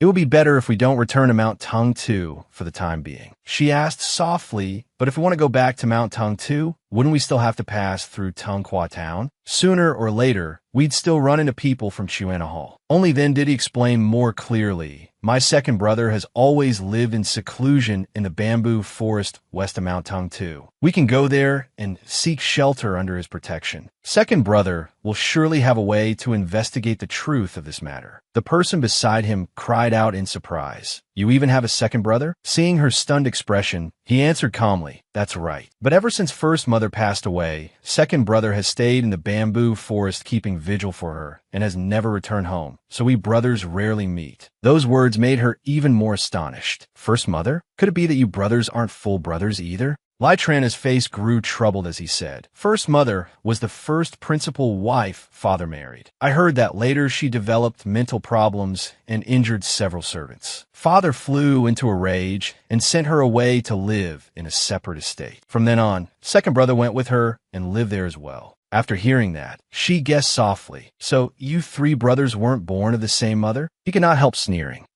It's all because my father was a romantic when he was young. Eldest brother was born from my father's affair with a woman from a pleasure house. After she became pregnant, my grandfather made father marry her to preserve the Luke family's reputation. Because Madame Jiang came from such a low background, grandfather wouldn't even let eldest brother be entered into the family register. He didn't even take the surname Luke. I heard that Madame Jiang was also ill-fated. She died right after giving birth to eldest brother. After that, eldest brother was raised by the old steward with the utmost devotion. After hearing this strange story of the Luke family, she couldn't help feeling overwhelmed. This relationship is far too complicated, isn't it? Suddenly, the person before her interrupted. But later, father met my mother, and she kept him under such strict control that he obediently listened to her and stopped flirting all over the place. Father used to say that I was mischievous from childhood and far too much like him. He said no one would ever be able to keep me in line. But my mother said that one day, I too would meet a girl like her. Hearing this, she suddenly froze, her face flushing red, while the person beside her looked at her with gentle eyes and continued, someone who would make me obediently listen. At that moment, Mac Lam Tom's face turned crimson. I'll go pack our things first. 3 days later, the two of them walked on with trembling bodies and ragged breaths. At last, they had arrived. Looking at the scene before her, she couldn't help sighing in admiration. Wow, this place really is like a paradise hidden from a world. Hearing her praise, he said excitedly, beautiful, right? When I ran away from home as a child, I came here before. Come on, second brother should be there. Let's go in and have a look. After only a few steps, he suddenly stopped in surprise. A familiar figure appeared in the distance, climbing a ladder to pick fruit. It was Luke Trakedew. The moment he saw him, he called out excitedly, "Second brother." The man with the tear mole turned at the sound.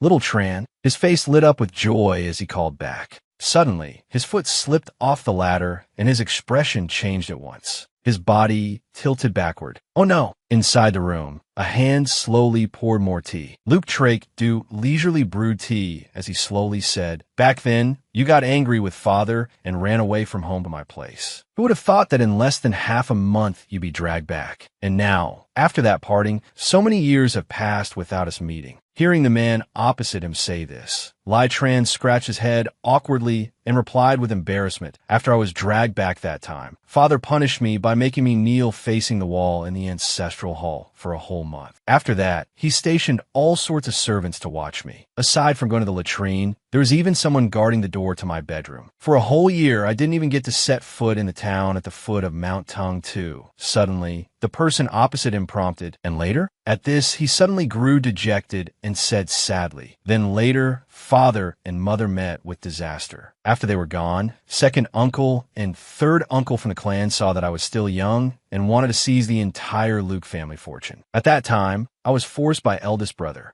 to begin managing the Luke family's canal shipping business. For the next several years, I practically never went anywhere again." At that, Luke Trakedew suddenly let out a heavy sigh. The Luke family has a great estate, and those clan elders are all crafty and dangerous men. Back then, little brother was still so young. If not for eldest brother, I'm afraid the Luke family's property would have changed hands long ago. At this, Lai Tran suddenly clenched his fists. "Second brother." Luke Trakedew was startled by the call, and the other man asked hesitantly, "In your eyes, what kind of person is eldest brother?" Hearing this, he was somewhat surprised. "What kind of person?" Lai Tran slowly continued. "This time, I encountered many things outside, and all of them seemed to be closely connected to eldest brother." He only replied calmly, "Because Madame Jiang was of low birth, eldest brother was never valued by grandfather. He became mature and steady very early in life. In order not to anger father or grandfather, he never asked for anything and worked extremely hard at everything he learned. At a young age, he was already helping father manage all the canal shipping business throughout Jiangnan. So what exactly happened? Why are you suddenly bringing up eldest brother?"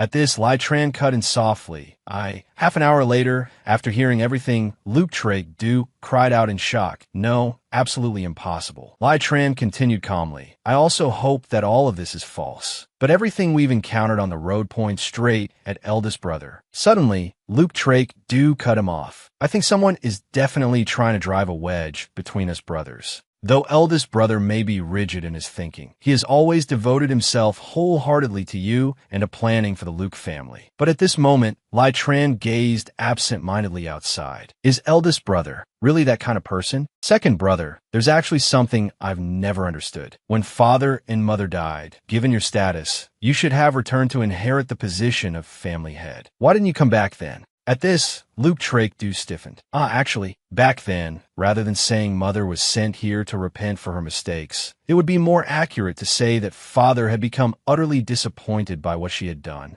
and wanted her to remain here for the rest of her life." At this point, he raised his voice and called out, "Heine, quickly bring me the sandalwood box from the study." Soon, a figure entered carrying the box. He quickly took out a sheet of paper and said, "In truth, not long after mother and I came here, father ignored grandfather's objections and wrote this letter of repudiation." Taking the letter, he quickly opened it to read. He couldn't help but feel shocked. It was indeed father's handwriting. Luke Trakedew spoke again in a sorrowful voice, but the steward at the Luke residence only told people that first mother was punished and sent to this little bamboo retreat to recuperate and reflect because her mind had become unstable and she had injured a few maids. He never mentioned that father and first mother had long since severed their marital ties. Naturally, the Luke family could not go around publicly announcing such a shameful matter. My mother was a woman of exceedingly proud temperament. Back then, because she couldn't stand seeing father and one of the maids in his chambers exchanging flirtatious glances, she committed a terrible wrong in a fit of anger and secretly killed that maid. Later, when father found out, he was furious and drove us to this place. At this, Lai Tran suddenly asked, but how could something like that be known to outsiders? So to everyone else, it was said that mother had come here to recuperate because of mental problems. But you are still a legitimate son of the Luke family. Father couldn't possibly erase your name from the family register. After father died, didn't eldest brother come to find you?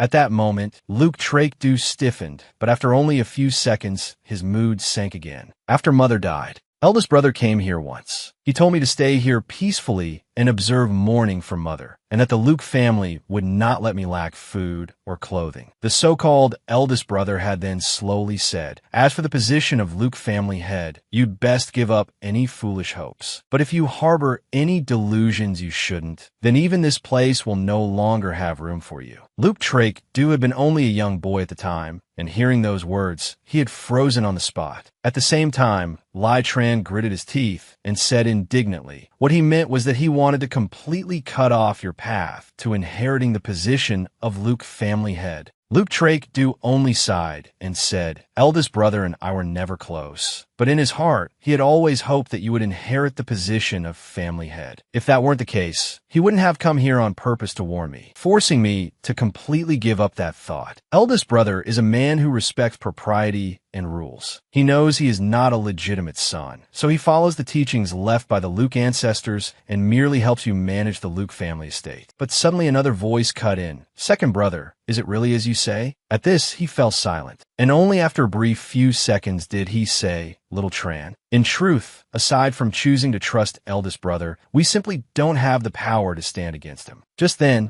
Haini appeared. Young master, the meal has all been prepared. Hearing that, his eyes lit up and he hurriedly said, fine then, this matter needs longer discussion. You all haven't eaten yet, have you? I've had Haini prepare a simple meal. This morning I went into the bamboo grove and picked some fresh bamboo shoots. I also had Haini stew a pot of delicious braised meat. Life in the mountains is rather plain. There's no fish or rich delicacies here. I wonder whether you'll be used to it. 2 hours later, a hand lightly touched the flowers. Mac Lam Tom looked excitedly at the little blossoms. Just then, Luke Trakedew happened to pass by. He noticed the movement outside, and his eyes widened at once. Unaware of this, she softly said, these petals are truly beautiful. A voice suddenly came from behind her. I planted these camellias myself. I don't know why, but this year they've bloomed especially brilliantly. Hearing that, she turned in surprise to look in that direction. HM, seeing her like that, he quickly continued, I was just busy discussing family matters with little Tran and completely forgot to greet you, Mississippi. That was truly rude of me. Are you the maidservant attending at little Tran's side? At once, she hurried to introduce herself. I'm Mac Lam Tom, Li Jiang Shekalo for then. As she spoke, she stepped forward. Hearing her introduction, he greeted her softly. Miss Lam Tam, I am Luke Trakedew, Lai Tran's second brother. May I ask how old you are this year, Miss Lam Tom? Do you already have someone in your heart? Suddenly, a voice cut in. No. A figure at once stepped between the two of them. Lai Tran stammered in panic. As second brother, Lam Tom, and I have a childhood betrothal arranged by my late mother. The two of us are now of one heart and are about to be married. This time, I specially brought her here for second brother to meet. Then he turned to the person behind him. Lam Tom, isn't that right? But her face turned bright red.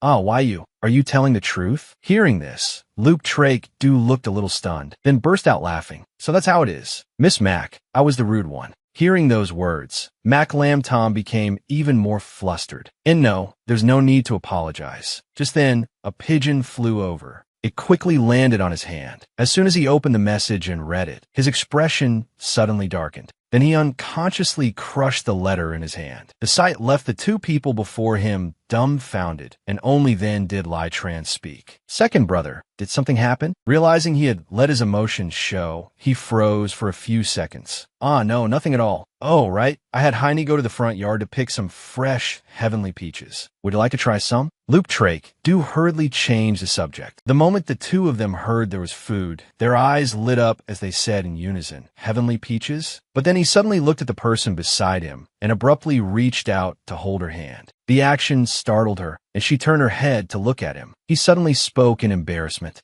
Then, there's a step up ahead. Why you have to be careful not to trip. Hearing those words, the person facing him blushed deeply. Then she replied shyly, understood. At this moment, Heine stepped forward and said, Young master, the heavenly peaches have been served. Looking at the plump, heavenly peaches, Tyrant immediately picked one up and took a huge bite. After tasting it, he praised it lavishly. So good. Second brother, do you even have peach trees where you live? Hearing the question, the man opposite only smiled and replied, All I have here are a few fruits and seasonal vegetables. You came so suddenly that I had no time to prepare anything. This little bamboo retreat lies deep in the mountains and forests. Outsiders rarely come, and there are even fewer traveling merchants here. Hearing this, he said, It's fine. Lamb Tom and I have already suffered plenty on the road. To have a meal like this already makes us very satisfied. Suddenly, Tyrant seemed to remember something. Second brother, living in such a remote place, daily food and supplies must be quite inconvenient, right?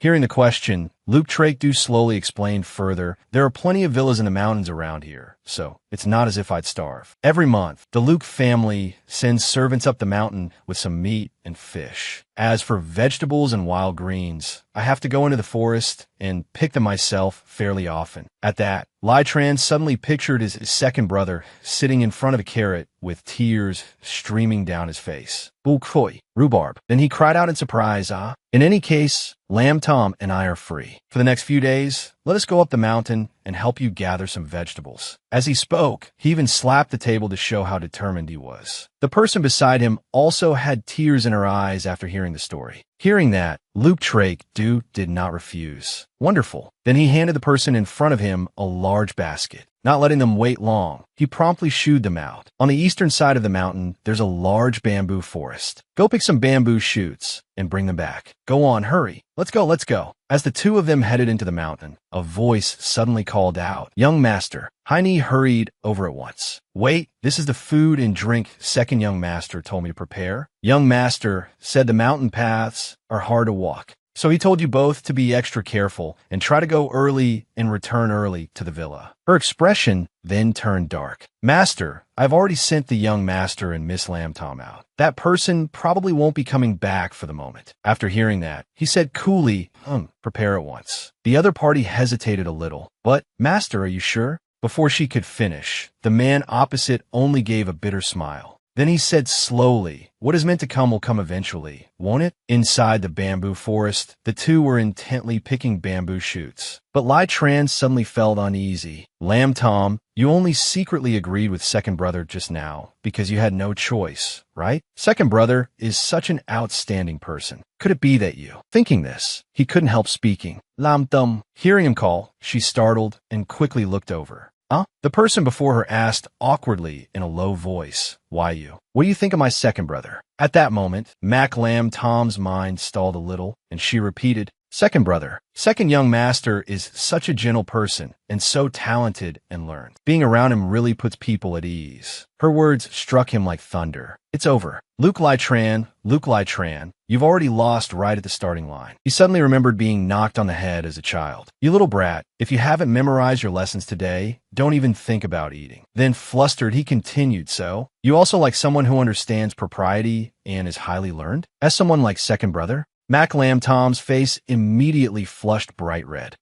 At that, he wailed inwardly. It's over, I'm done for. That reaction is practically an admission. Seeing how dejected and disappointed he looked, she stared blankly, not understanding what was going on. Then she whispered softly, The one I like is you idiot. After a while, the person before her suddenly called out, Lamb Tom, have some loquats. I just saw a loquat tree by the stream. Lamb Tom, drink some water. The spring water over there is cool and sweet, really refreshing. I specially scooped some up for you. Lamb Tom, do I look deep and reserved like this? Harassed to no end, her expression turned awful as she thought. What is he doing now? Leaning against a tree trunk, he went on. Then what about this? Do I look like someone refined and highly learned now? But no answer came. He looked behind him in confusion. Lam Tom. When he saw she had already walked away, he panicked. While Lamb Tom, wait for me. At this moment, Tyrant sighed as he picked bamboo shoots, feeling more and more aggrieved and annoyed inside. Lamb Tom actually left without waiting for me. She still hasn't answered my question. Then he stood up. Looking around for her, he called, Lamb Tom? Not far away, Lamb Tom was leaning against a tree trunk, fast asleep. Seeing this, he murmured, "Ah, she actually fell asleep?" The sight made his heart pound wildly, and his feet unconsciously stepped forward. When he reached her side, his face reddened even more, and his hand unconsciously reached out. Suddenly, the person before him woke with a start and shouted in alarm. "Who is it?" At that, the person beside her lost his balance and fell backward. Ow! The scene made her go pale, but a few seconds later, she burst out laughing at the bump on his head. "Ha ha ha!" Meanwhile, he flushed red in embarrassment. Then she finally said, "Just now, I accidentally drifted off to sleep like that. It's getting late now. We should head back." Hearing this, Tran jolted and looked over, smiling brightly.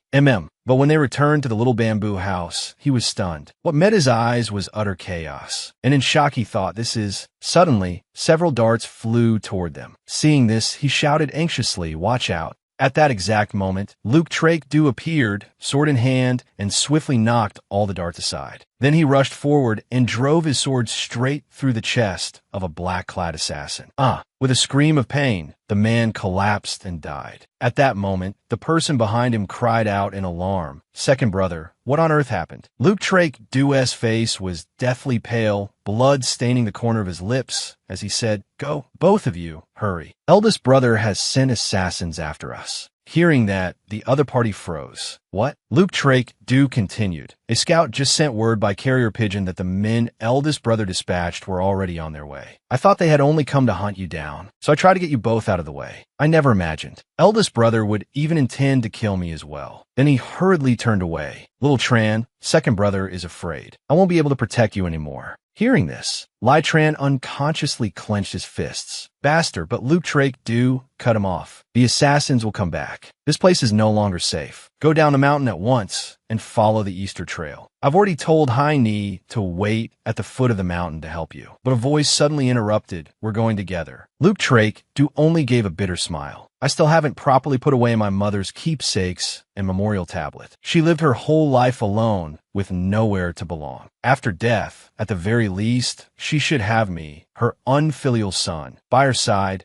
to keep her company and spare her from loneliness." But Tran immediately rushed up and grabbed his hand, saying firmly, "Then we'll go get them together." Seeing that stubborn hand gripping him so tightly, he only said lightly, "It's too dangerous. You two go first. I'll catch up soon after. Honey knows this area well. In a little while, she'll circle around the small path behind the mountain and meet me there." Hearing that, the other party still looked worried and unwilling. "Second brother." But he gently reassured them, "Don't worry. Your second brother still has enough skill to protect himself." Only then did the person opposite relent. Then we'll wait for you behind the mountain and meet up there. Take care, second brother." Deep in the dense forest, rustling sounds rang out without end, making the air tense. Tran hurriedly pulled Mac Lamb Tom along as they ran. At the same time, urgent shouting sounded from behind them. "They're over there. After them." Hearing that, she looked back in fear and said, "Someone's chasing us." Hearing this, he urged her on at once. "Quick!" But then the two of them reached a cliff edge, and a cracked stone tumbled straight down. Seeing this, he cursed inwardly in despair. "Damn it, there's no way out." At that moment, the sound of horses' hooves thundered from behind them. The two immediately became alert. The leader, dark-faced and smug, sneered, "Ha ha, let's see where you can run now." The sight threw him into panic. There was no retreat left. The river below. If they jumped, they would probably be swept directly downstream. At the same time, the man opposite spoke up. "Luke Tran, don't delude yourself into thinking you can escape by jumping off the cliff. Within 5 li of here, all our men are stationed. What chance do you think you have of escaping the pursuit of Quan Ha Hall if you jump? You won't walk out of this place alive." Hearing that, he suddenly fell silent, then looked at the person beside him. "Lam Tum." At his call, she turned toward him, only for him to lift her face and press a kiss to her lips. "I'm sorry, even though I've wanted to do this to you for a long time. I only managed to make up my mind now." Then Tran swiftly shoved her into the water. Inside, he told himself, "You must survive." Mac Lamb Tom's body sank into the current, her dazed eyes staring at the person standing on the cliff above. Tears spilled from her eyes as she screamed in her heart, Lai Tran. After doing that, Lai Tran slowly said, I. Then he looked at the people behind him, tears rolling down his face, pain written all over him. Seeing this, the leader spoke slowly. I'm afraid he never intended to leave here alive. At the same time, Lai Tran drew his sword, took up a fighting stance, and shouted, Come on. Suddenly, chaotic cries rose from below the cliff. Oh no, I can't swim. Help! Hearing this, his face turned pale, and he froze like stone. Inwardly, he thought in despair, I completely forgot about that. Hearing the cries, the man opposite laughed in contempt and mocked him. Well now, even with death staring you in the face, you're still thinking of playing the hero and saving a beauty? So the Luke family young master truly is no ordinary man. Brothers, charge! But at that moment, a sharp sound tore through the air, and an arrow pierced straight through the leader's chest. His body fell, and he died on the spot. The scene threw the remaining men into confusion, and they shouted, Who was that? Boss! While they were panicking, Lai Tran also raised his guard and shouted loudly, Who's there? At the same moment, rustling sounds came from the forest, drawing closer and closer. The louder the sound grew, the tenser he became. His hand tightening on the weapon he held as he shouted, Come out! Then a youth appeared. It was Tam Quan Bao, and he called out hurriedly, Young master, I've finally found you. I'm exhausted, completely exhausted. Seeing who it was, he abruptly went still. Gu Kun Bao, why are you here? But then his face turned pale in alarm. Could it be eldest brother? Could it be he came with you too? The more he spoke, the more nervous Lai Tran became. As soon as he finished, a figure appeared behind him. You rotten brat, I've finally found you. Seeing the newcomer, he immediately cried out in alarm, Eldest brother. Over here, Heine hurriedly reported, Master, I found Lam Tom at the foot of the cliff, but there was no sign of Luke Lai Tran. Hearing this, Luke Drake said suspiciously, You couldn't find him? The person outside quickly continued, Not only that, but the assassins we sent out have all gone silent as well. Something must be wrong here. To avoid trouble later, perhaps we should, but before she could finish, he cut her off. Do not panic. If we act now, we may alert Jiang Yuan on. We will wait here. Luke Lai Tran's martial arts are mediocre. He cannot possibly escape Quan Ha Hall's pursuit. But the other party anxiously said, But Master, fifth uncle and hall masters will have been waiting restlessly for news from our side. If there is no confirmation that Luke Lai Tran is dead, they may turn on us at any moment. At this point, there is no need to discuss it further. We first have to find Luke Lai Tran. On the other side, Mac Lam Tom lay covered in mud when Heine suddenly remembered her. Right, Master, the girl who was with Lai Tran. What should we do with her? When asked, he answered coldly, She is useless now. Dispose of her. At that moment, Mac Lam Tom was drifting in and out of consciousness. My head hurts. And she groggily opened her eyes. At the same moment, she saw Heine. The other woman also seemed to notice that the person on the bed had awakened. From behind, a voice called out, Miss Heine. The person in front turned her head. While Mac Lam Tom struggled to sit up and said with difficulty, When questioned, the other woman merely replied coldly, HM, I didn't expect you to wake up so quickly. But then she swiftly drew a dagger. Why don't you try dying one more time? At this, the woman before her widened her eyes in terror. Wait. Over here, Luke Drake stared vacantly at his teacup when a voice suddenly sounded. Master, Heine had just entered and briskly reported, Those people have already been dealt with. So should we continue to remain still and wait for news? He said nothing, but when he noticed the blood on her hands, he tossed her a handkerchief and said lightly, Wipe it clean. You loathe the smell of blood. Hearing that, she obediently did as told. Oh yes. After finishing, she said, Master, why wait for fifth uncle and Quan Ha Hall to act? Why not take the chance and directly get rid of Luke Lai Tran at that little bamboo house? Wouldn't that have been better? Hearing this, the man opposite simply said calmly, Jiang Yuan Han has always been searching for him. Sooner or later, he would track him here. Since fifth uncle is willing to work with us to eliminate Luke Lai Tran, why should I refuse such a convenient scapegoat? Heine frowned in displeasure when she heard that. Even if we were discovered, so what? We have been secretly recruiting and quietly consolidating our power all this time. With fifth uncle and hall master as well helping us, Even taking it by force would not necessarily end in defeat. Hearing those words, Luke Trakedu only gave a faint, cold laugh. You really have underestimated him. Then he sipped the bitter tea in his mouth before continuing slowly. Do you think Jiang Yuanhan is only capable of this much? If Jiang Yuanhan could be brought down by just Quan Ha Hall and Fifth Master Luke, then the Luke family would have changed hands a year my father died. Since childhood, he has always been the one who followed the rules most strictly, rigid as an old pedant. Then his beloved third brother was unfortunately killed by assassins. And he himself was not the legitimate son of the Luke family by birth. What else could he do? He had no choice but to push me into that position. No matter how unwilling he was, he had no other option. So all we need to do is wait for Luke Lytran to die. Why invite trouble upon ourselves? Hearing that, the other party seemed uneasy and worried. But Luke Lytran is currently missing, and even the men Quan Ha Hall sent out have now. Before she could finish, he cut her off at once. He won't escape. Luke Li Jiang must die. He must. Suddenly, an urgent voice called from outside. Second brother. His gaze immediately turned suspicious. Luke Jack Ju.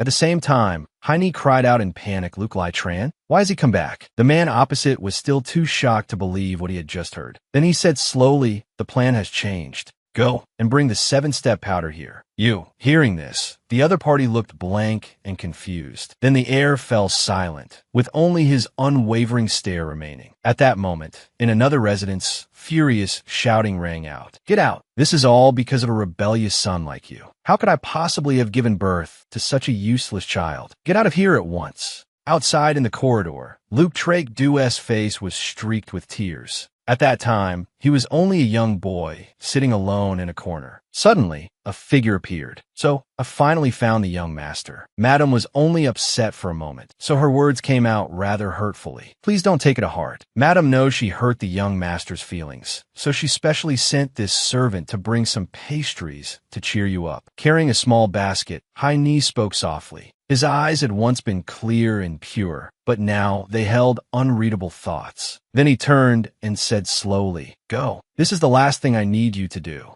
Don't disappoint me. Just then, Lytran rushed in from outside. Second brother. He quickly stepped out as well, then put on a look of surprise. Li Jiang, foolish boy, why did you run back here? The other hurriedly replied. Lam Tom and I ran into pursuers from Quan Ha Hall on the road, so we had no choice but to split up and flee. I wandered through these deep mountains for hours before shaking them off, so I came back on purpose to see whether you had escaped safely. Hearing this, Luke Trakedu hurriedly said, What? We need to save Lam Tom at once. Lytran nodded in agreement. Now that I know second brother is safe, I'm relieved. I'll go look for her right away. At that moment, the other man's gaze flicked toward the tea table, and something flashed in his eyes. Then he quickly said, Wait, you've been running around for so long. Have some tea and rest first. Though the situation is urgent, in times like this, we must prepare thoroughly. Let me send secret agents into the mountain in disguise to scout the situation first, and then we'll decide what to do. As he spoke, he pushed the teacup forward. When the other took it, anticipation suddenly appeared in his eyes. Then, just as he had been tense, he abruptly relaxed. All right, then I'll follow your advice, brother. I'll wait here for a moment while you go make the arrangements. The other person then walked past him, but the person behind him asked darkly, why? His furious eyes fixed on the man before him. Yet tears of disappointment soon welled up at the corners of his eyes as he demanded, Why would you do this? Luke Trakedu said nothing, only watched as the man before him poured out the tea. He spoke slowly. Wasn't second brother supposed to be the one who cared least for fame and gain? So all your calm and carefree ways were just an act, but the other remained silent. Just then, another voice cut in. You hid yourself away in Thuong Ki for so many years, obediently accepting punishment and following your mother into seclusion deep in the forest, plotting step by step. Jiang Yuanhan stepped out from behind. Did it never occur to you that the plans you thought were flawless had long since been seen through completely by the Luke family?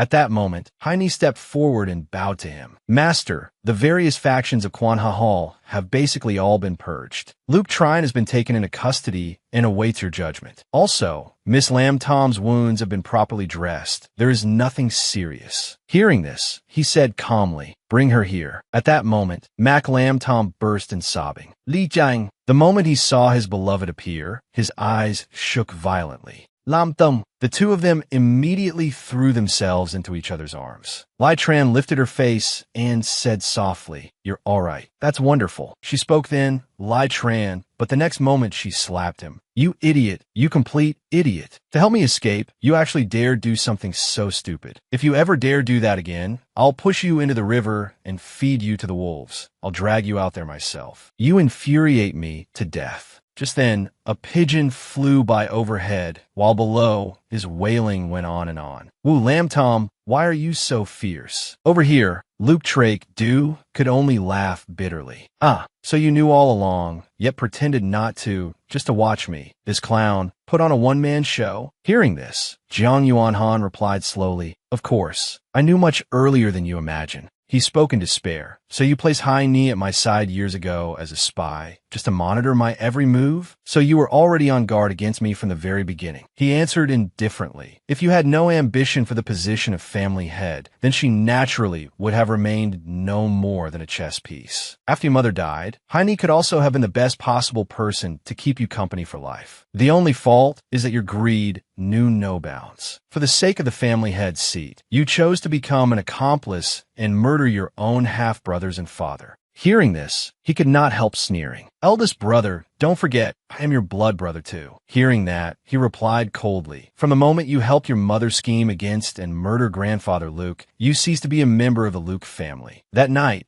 a report sounded from within the study. "Master, we have taken control of all the branches along the canal previously managed by Luke Tryant's men. We just don't know how this second young master ended up colluding with Luke Tryant." At the time, he leisurely sipped his tea and explained, "When his mother married into the Luke family, her own family had already declined. She had no family power to rely on. Later, after committing a grave mistake, she accepted exile into this deep forest. If she had not attached herself to another force, I'm afraid she never would have had a chance to rise again." Hearing this, the young man continued, "This second young master truly is naive. A man like Luke Tryon has always been sinister, ruthless, and insatiably greedy. If Luke Tryon had truly taken control of the Luke family estate, how could it ever have been this second young master's turn to become family head?" Suddenly, he asked, "Quan Bao, do you know about cuckoos? That kind of bird lays its eggs in another bird's nest, relying on the mother bird's nourishment as its wings gradually grow strong. Then, once its wings are fully developed, it pushes the other chicks from the nest to their deaths and takes the nest for itself. How could Luke Drake be stupid? He has always handled this sort of thing with ease. It's getting late now. Go wake Lai Tran and have him come eat." At that moment, Tam Quan Bao rushed in a panic. "This is bad. Young master, he's run away from home again. Miss Lam Tom has disappeared with him too. This is the letter we found on the young master's table. They must have taken advantage of the changing of the guard last night and fled under cover of darkness." Jiang Yuanhan quickly read the letter Lai Tran had left behind. "Eldest brother, I understand your painstaking intentions, and I also understand the responsibility a member of the Luke family must shoulder. But I promised Miss Lam Tom that I would help her search for her family. There are also still some unclear matters that need to be investigated. Once everything is settled, I will return home in peace of mind and inherit the position of family head. For now, I'll have to trouble eldest brother a while longer." At this, the young man clutched his head and wailed, my young master." But the man opposite him only smiled faintly and murmured, "That brat." Elsewhere, a pair of chopsticks was busily picking up food. Lai Tran was happily chewing away when Mac Lam Tom suddenly asked, "Is this really all right? Eldest brother won't beat you half to death for this, will he?" Hearing that, he hurriedly reassured her, "It's fine. I know him too well. If he really didn't want to let me go, he would have tied me up and dragged me home that very day. And he even deliberately withdrew all the guards at night, which makes it obvious he was leaving us a way out." Hearing this, she said softly, "So that's how it is."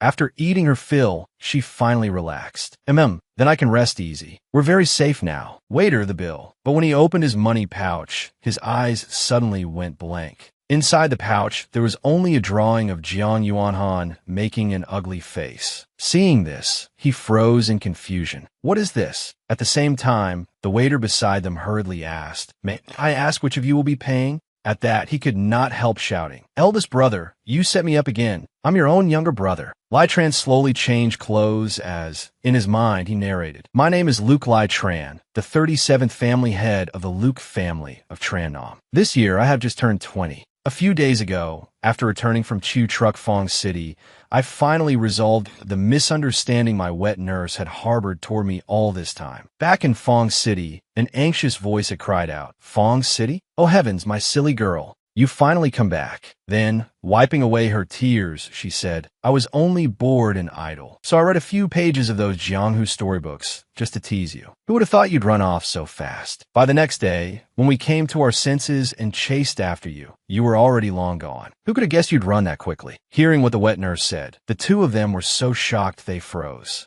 Back to the present. He thought to himself, 'A few days ago, Lam Tom and I finished our 2-year journey searching for her family and decided to return to the Luke family. Even though we still haven't found her relatives, at least during all those travels through mountains and rivers, we did have our share of happy days.' And today, as he spoke to this point, he took a deep breath. Then he decisively opened the door. Outside, everything was decorated in festive wedding splendor, red draped everywhere, the atmosphere lively beyond compare, and the servants were all overjoyed. At that moment, his mind reached a firm conclusion. This was the day of his and Lam Tom's wedding. Tam Quan Bao looked over, made a sound of surprise, then rushed forward. "Aya, my young master, you put on the wrong outfit. This is the one you're supposed to wear later when you respectfully offer the ceremonial wine. You should have worn this one first." Elsewhere, a maid stood attentively nearby while deft hands fixed a headpiece into carefully combed hair. Mac Lam Tom's face was already flushed red. The maid beside her could not help praising her when she saw the finished result. "Miss Lam Tom, you truly look breathtaking today." Just then, a figure entered and reminded them, "Taini, don't be rude. Starting tomorrow, you must all respectfully address her as madam." Hearing the voice, she turned to look at the person behind her. "Taini?" The other maids immediately burst into giggles. "Yes, of course. We servants will change how we address her right away." Seeing this, the woman beside them angrily planted her hands on her hips and scolded, "All of you, behave yourselves." At this, Lam Tom said, somewhat flustered, "And no, it's all right. Being called madam, it really feels strange." But the other woman came over and said gently, "The proper etiquette must still be observed, or these maids will learn bad manners and forget the distinction between high and low. There's only about 1 incense stick's worth of time left before the wedding begins." At this, Lam Tom's face turned red as a tomato. Lowering her head, she muttered, "Well, I'm still a little nervous. My hands keep shaking." Hai Ni quickly comforted her. "There's no need to worry. Actually, everyone who came today is family. According to the customs of the Luke family, we do not usually hold banquets for outside guests. It's only because Luke San has prospered in official circles over the past few years, and because the Luke family has always been a prominent clan overseeing the canals of Jiangnan, so dealings with local officials and high-ranking court ministers are unavoidable. A few days ago, Master already held a separate banquet to entertain the important court officials who came to offer their congratulations. Today it's only our own family gathering to make things more festive." Just as she finished speaking, the sound of a gong rang out from outside. "The auspicious hour has arrived." At the same time, in another courtyard, a panicked voice rang out. "Ohat no, Guan Bao. Lai Tran is already dressed as the groom and in a hurry. Are you done yet or not?" Tam Quan Bao was still sewing the clothing back together as he said, "Can you blame me for this? Wasn't it because you ate yourself too fat, young master, so the moment you moved, the robe split open?" Hearing this, Lai Tran blushed and retorted, "Nonsense. Hurry up. I can already hear the gongs and drums over there."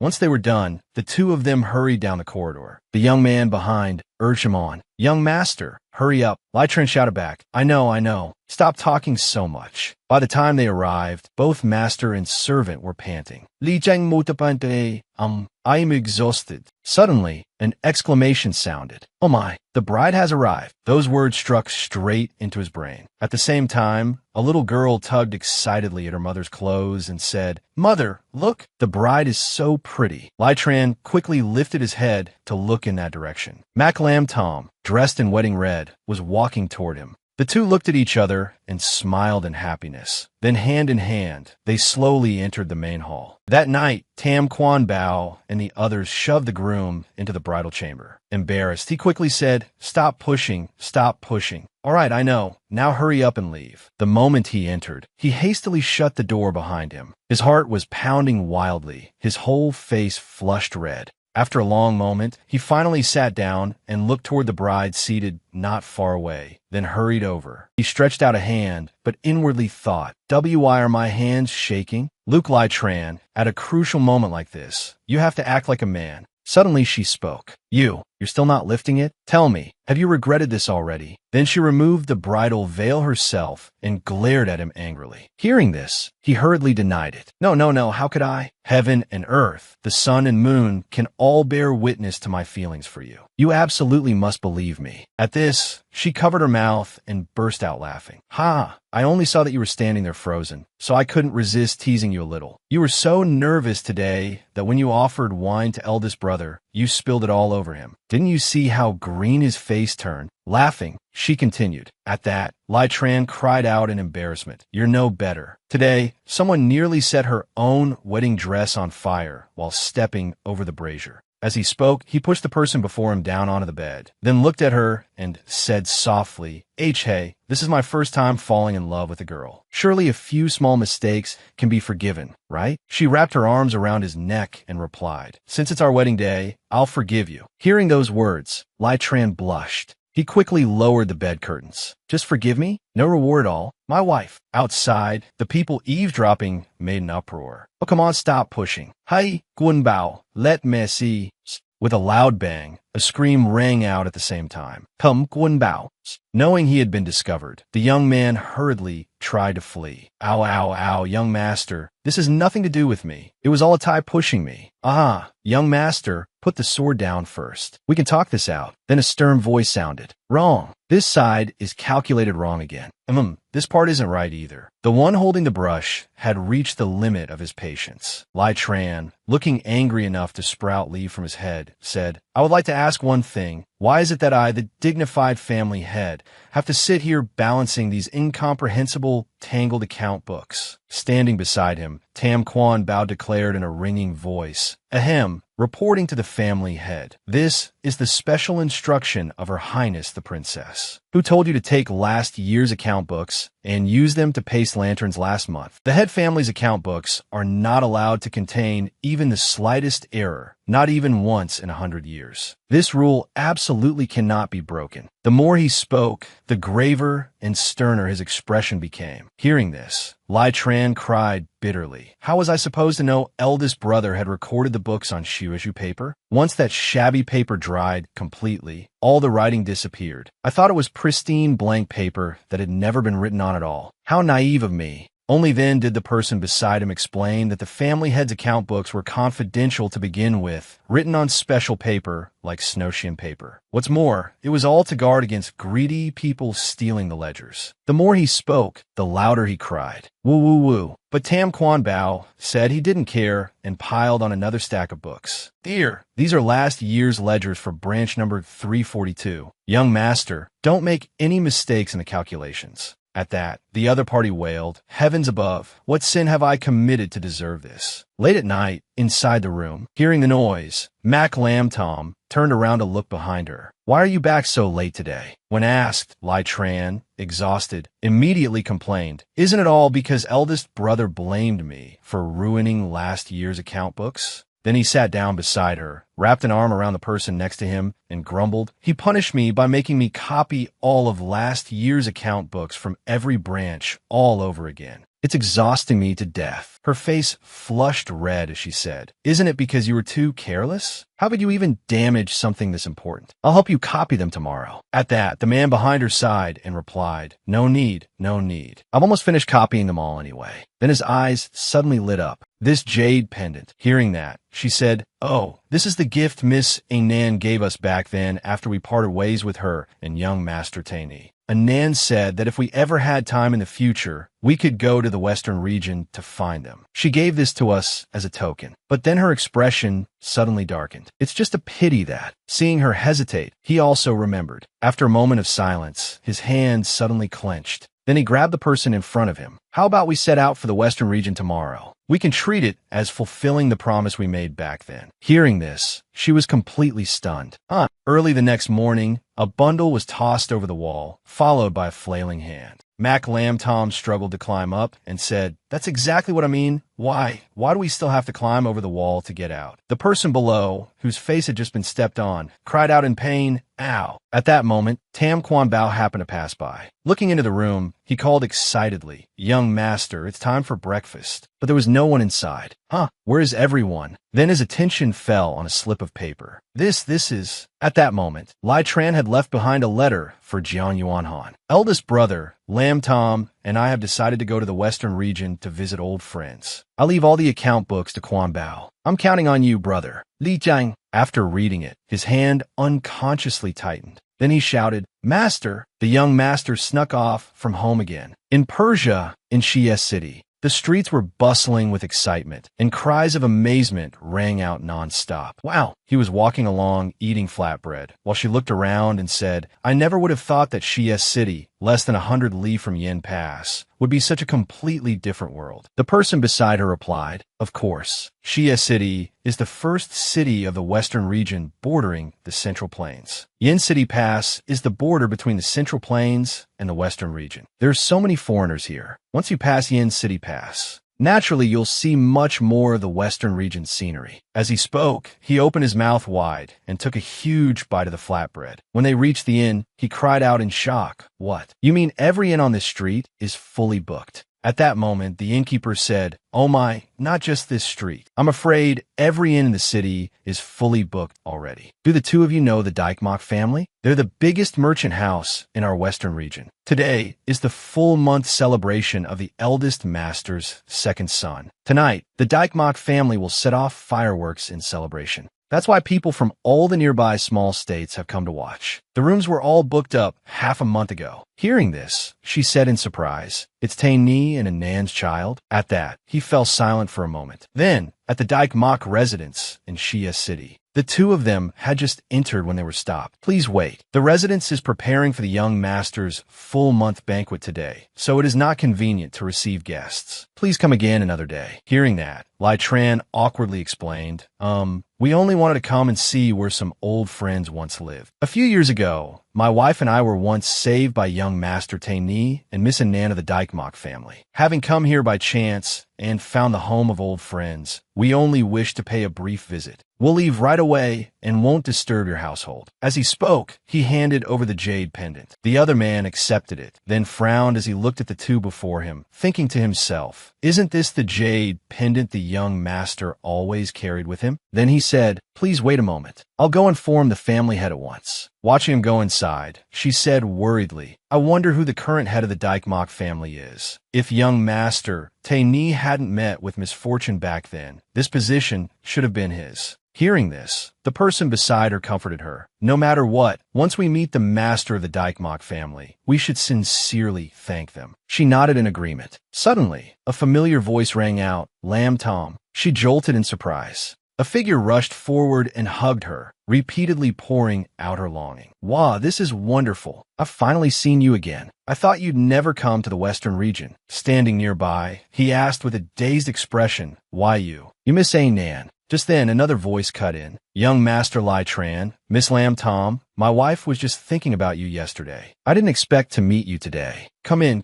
and sit. I've already told the servants to prepare food." Tani Dykmok stepped out and spoke hurriedly. At the same time, a startled voice rang out. "So you too didn't die?" Inside, a Nan choked up and said, "Back then, we left in such a hurry that we forgot to ask where your home was. I never thought you would really come to find us." Sitting beside her, he said slowly, My wife has always remembered the two of you. I often comforted her, saying that when fate came, we would naturally meet again. At that moment, Lai Tran could not help asking, then how did young Master Tai Ni and Miss Anan escape danger back then? After that, we met in Hyatt Wai Na while she was injured. She told us that your situation at the time was extremely perilous, that it was practically certain death. Hearing this, she replied in alarm. Even now, when I think back to it, I'm still terrified. Tai Ni was gravely wounded then, and at the time I truly thought we were definitely going to die. Fortunately, another wandering hero appeared afterward. He helped us drive off the assassins blocking our path and held out until the Dyke Mock family's guard arrived in time. Hearing this, Mac Lam Tom repeated in surprise, a hero, dressed in black.